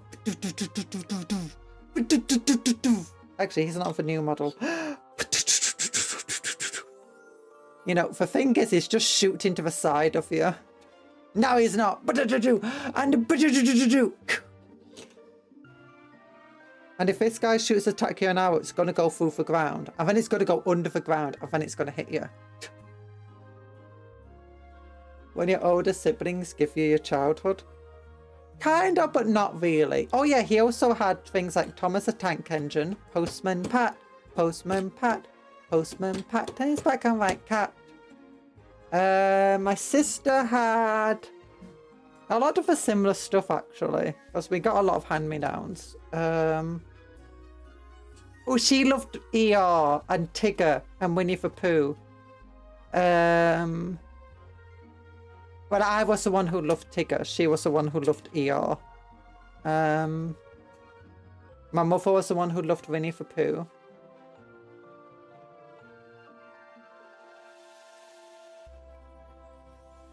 I like painting my Gundams, but those are mostly matte finishes. I still suck at weathering. Weathering is probably the one thing I can do relatively well. Because a lot of it's just dry brushing. Just very quickly. What else was there? Then I had micro machines. And I had... No, Hot Wheels. Because my brother had Hot Wheels. And then I got micro machines. And obviously then he got for Barbie. But then you've also got for Action Man. Which I think is... I can't remember what it's called actually. I think of Cobra and stuff. But then I had Action Mans and Barbies. I was like, yay! But no, my childhood was probably just mostly Warhammer and Yu-Gi-Oh! Yay! Oh, and Scooby-Doo. Scooby-Dooby-Doo, where are you? We got some work to do now. Scooby-Dooby-Doo, where are you? Oh, and we did have Mr. Bean on VHS tapes, and I remembered watching them until one day I suddenly decided I don't like Mr. Bean. And honestly, I still don't. I mean, I find bits of it funny, but I can't watch it like I used to when I was very little. What else was there? There was Beyblade, there were Pokemon cards, but I didn't do Pokemon. I did Yu-Gi-Oh! Because there's Kaiba and Blue Eyes White Dragon, and they're amazing, and I love them. Scooby-Dooby-Doo sounds like a good childhood. Maybe. I don't know.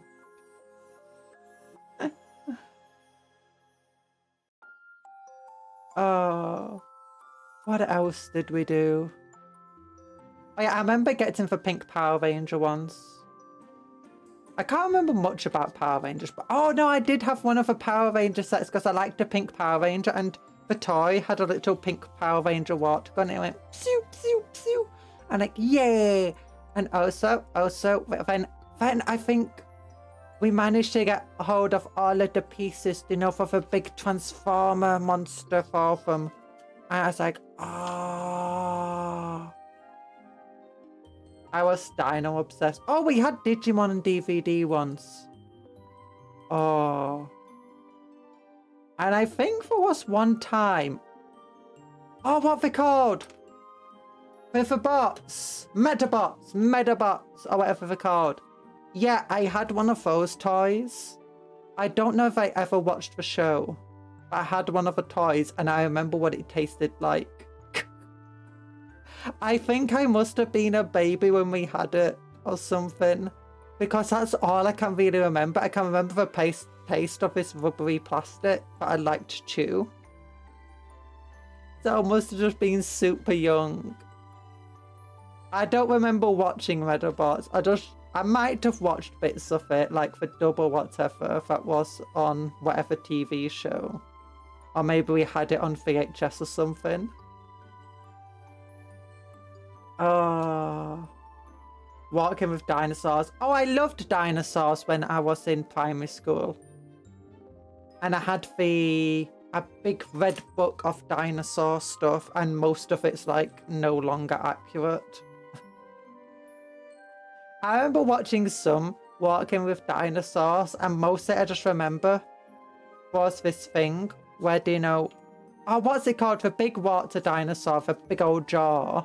And they're like, what would it be like if a Tyrannosaurus Rex fought a guy with a big old jaw? And it's like,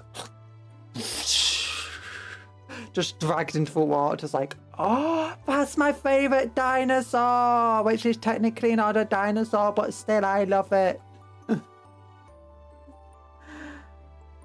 My favourite dinosaur was always, is it the Allosaurus or the Anansaurus or something? And oh, I forget what it's called. Begins with a P, I think. The guys with the trumpet heads.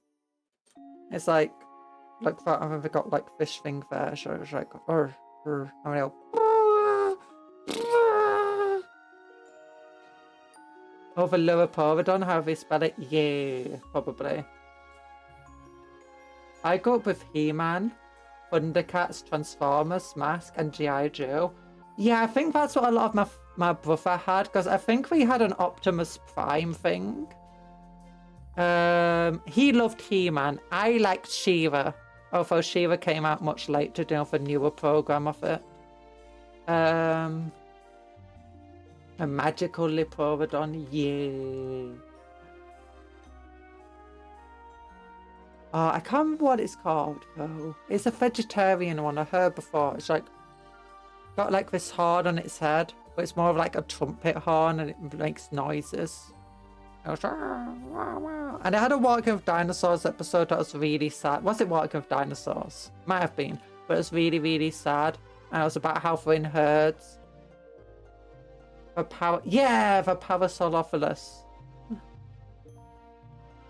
The Parasaurolophus. Oh,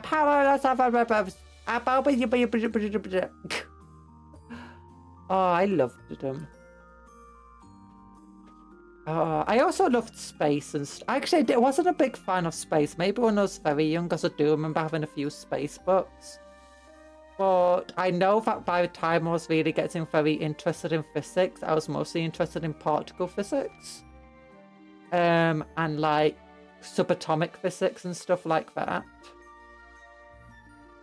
I remember a teacher telling me that the smallest things it can be is not protons and electrons. And it's like, no, it can be smaller.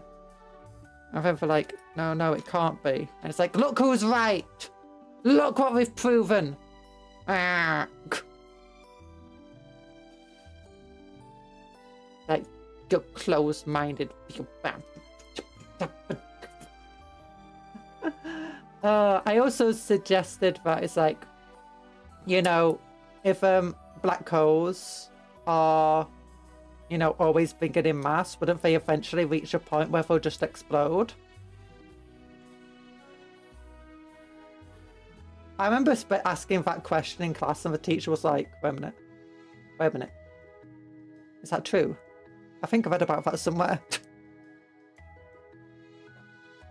And then it turns out, yeah, they might actually, black holes might reach a limit where they'll eventually just explode. Although it depends, it changes on like all sorts of variables. It's fun. It's fun. I got really into theoretical physics though when I was like growing up. It's like the two things, by the time I reached high school, the two things I was interested in, it was either mostly just Warhammer and physics. Tachyon particles. Sci-fi is my world. Tachyon particles. Tachyon particles were they theorized ages ago? Along with quarks and stuff. There are loads of things that are theorized. Faster than light particles. I'm not sure.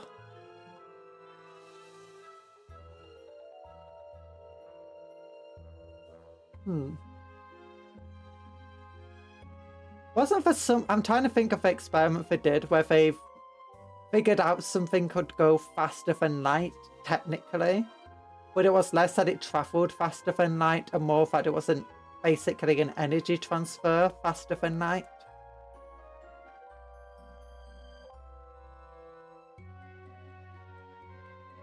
It's very weird. When you get to subatomic particle physics, it's very weird. Like, we've got subatomic teleportation and we've got subatomic faster than light stuff happening. It's very interesting. And some of it also supports a theory I had about how the universe isn't made out of energy. Like, people presume energy is mass. All mass is energy. What if all energy is mass? Oh. But either way, I need to... Oh, I've been going on for another 15 minutes. Stop getting me talking about... I created a rock with a sword. Tactical rock is getting serious. Oh my goodness. But tactical rock is fed up of being stood on. The two particles are supposed to vibrate to the same frequency regardless of distance. Oh yeah.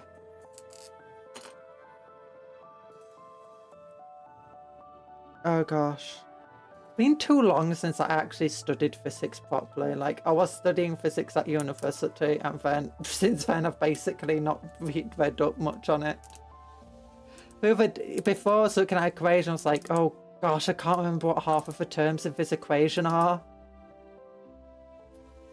That's quantum entanglement. Yeah, there you go. Thanks of it. It's this. I was never good at the words though. It's like people be like, okay, what's this? It's like, a name does not get it for me. Thank you very much.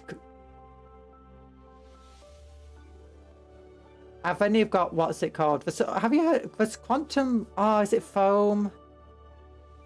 Foam theory or something like that? I don't know. Then you got the string theory, which I never really liked too much, to be honest.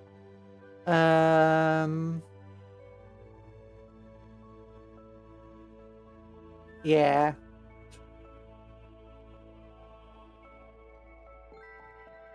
Space folding. Space folding! That is actually a theory that could potentially be true. But I just said, my gosh, we've been going on. I need to actually end the stream. I should have started ending it 15 minutes ago. Well, 45 minutes ago. So thank you for coming to the stream today. Thank you, Brian and Raiders, for your raiding and stuff. And what else is for today? Oh gosh, my back hurts. My back hurts from carrying. Actually, it's back hurts from leaning over this board. But if you're not liked the stream already, please like it. And because it helps me out, you know. I remember to work hard, eat good food, sleep well. Right, no, work hard, play harder, take care of yourself, be kind to others, and vice versa. Eat good food, sleep well, dream of cupcakes, don't eat cupcakes. Because cupcakes are friends, not food, you silly billies. And I can't believe nobody did for cat tears today. Or, you know, for demon horns. I worked hard on this. Worked hard on making these work. Look at them. Look at them, the demon horns. And cat tears. I think I exist that once for some reason, because I'm a silly billy. Oh, gosh. Bye-bye, everybody. Love heart to you all. Oh, gosh. I'm a silly.